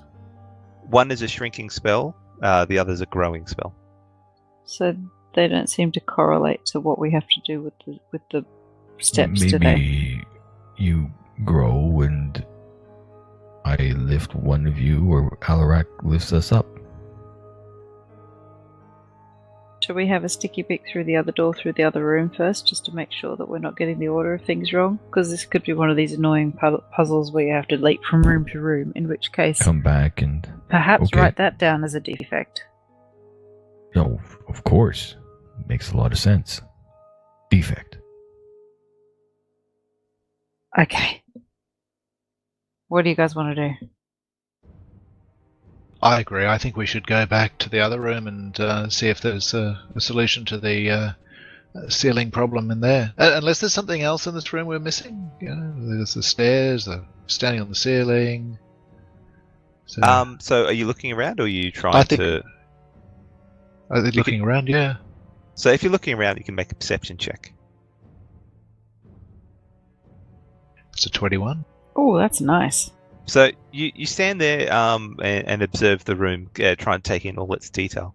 So it certainly seems like this room is upside down, and these stairs need to lead somewhere. But when you look at where the stairs near the top, near the ceiling, lead, it goes nowhere. It seems to lead straight to a wall. Ah. Is there a teeny little door in that wall? Not that Jace can see.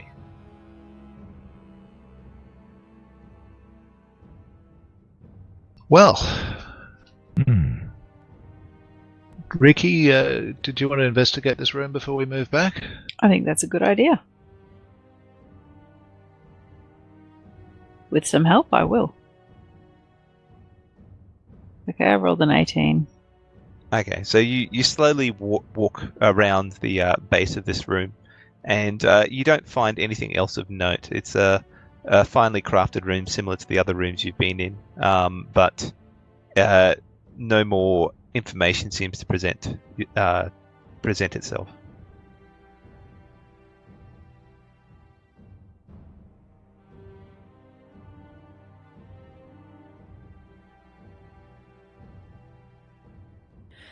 So what are you guys going to do? I want to try one of these scrolls. I'm getting frustrated and bored. Alrak is going to try to pull the bookcase from the back of the wall. No. Yeah, he would just try to rip it from the wall. Yep. In the previous room? Yeah. Okay. This is reminding me a lot of a real escape room. So make a strength check for Alarak. Athletics. Strength. Here we go. 7 plus 5 is 12. Okay, so you get your back into it, and it budges slightly and comes away from the wall a little bit, and you find that it seems to be attached to the wall, but there's nothing hidden behind it. Nothing there. Perhaps we should note down that we need to tell the person that they should have a little sign in each room saying that if we're meant to access it, we will be able to access it, and we don't have to rip any of the furniture apart or smash anything.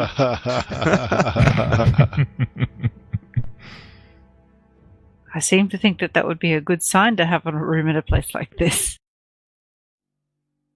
Probably, yes. What happens if we put the water from the jug, the glasses? Did you pour it all out? No, there's some left, but I also note that there was a blank book in the original room that we're in, so perhaps we should look in that one as well. I do remember that. I was just thinking, what if we put water in a glass and we drink it? Yeah, that's a good idea too, but can I just ask, DM, do I remember that correctly? Was there a blank book in the first room we were in? There is, yeah. I walk into that room and pour water in the blank book. Okay. As you go back to the sitting room where the jug of water was, you find that the jug is fully filled with water again, even after you used it in the room. And when you pour water on that blank book, it seems to be a prop and just gets extremely wet and starts to disintegrate. Damn it. And that door on the left-hand side stares at you. I stare back. I go through the door. It's challenging me. I made it in the challenge. Did it work? Oh, I don't know. Tell me, DM, did it work? What, with the pouring of water or the opening of the door? No, I'm afraid the pouring of water was an abject failure. We destroyed props. But the door, did going through the door work? You open that door and it opens easily enough, but you're faced with a brick wall. But as you look down, you see a tiny exit. Oh, we got it. We got the teeny one. Come on, everybody. Let's use the teeny scroll and I'll rush through.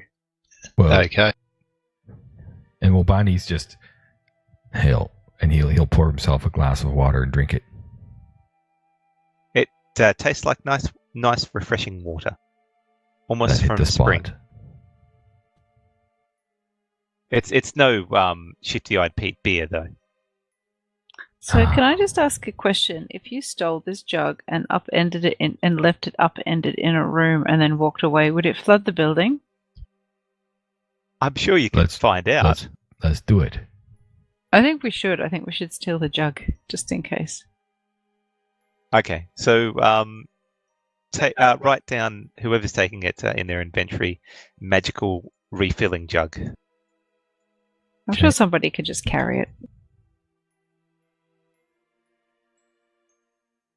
Who has it? Who's taking it? I got it. Magical refilling jug. I put it into my backpack. I mean, it could be a good practical joke for later, I'll really. carry it, actually. I don't think My your hand. party's into practical jokes, though.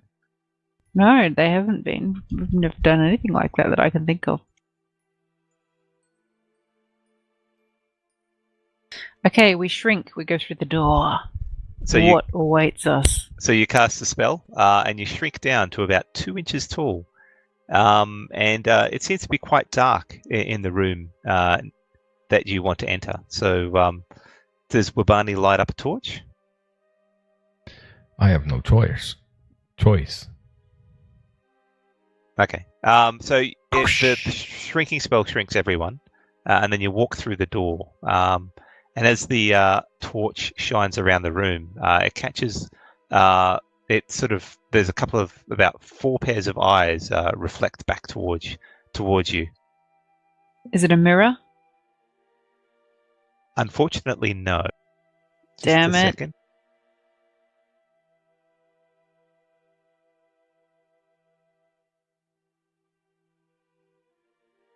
As as the light shines out, you catch sight of some rather large rats staring back at you. And I must say, you guys are tiny, which makes these rats very big. Are they drinking tea? No. Hmm. Okay. Just a second.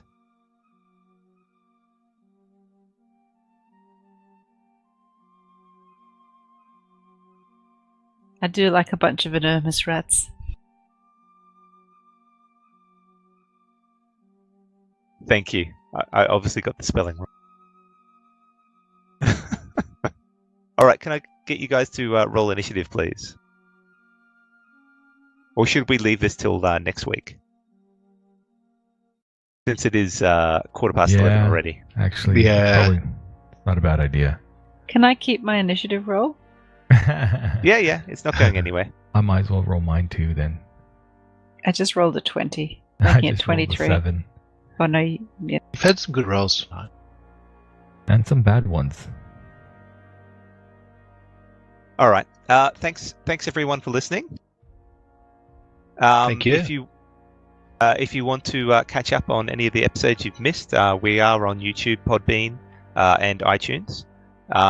Just follow the links in the Twitch channel below. And we should be back next Friday, and hopefully Alarak or TD, Alarak's player, should be back for a fun time with large rats. And I'm hoping the DM lets little Bindi read the enlarge scroll, so Bindi takes out all the rats. That would be hilarious. That would be very funny. All right, thanks a lot. See you later, guys. See you later. Till next Thank week. you. Catch you later.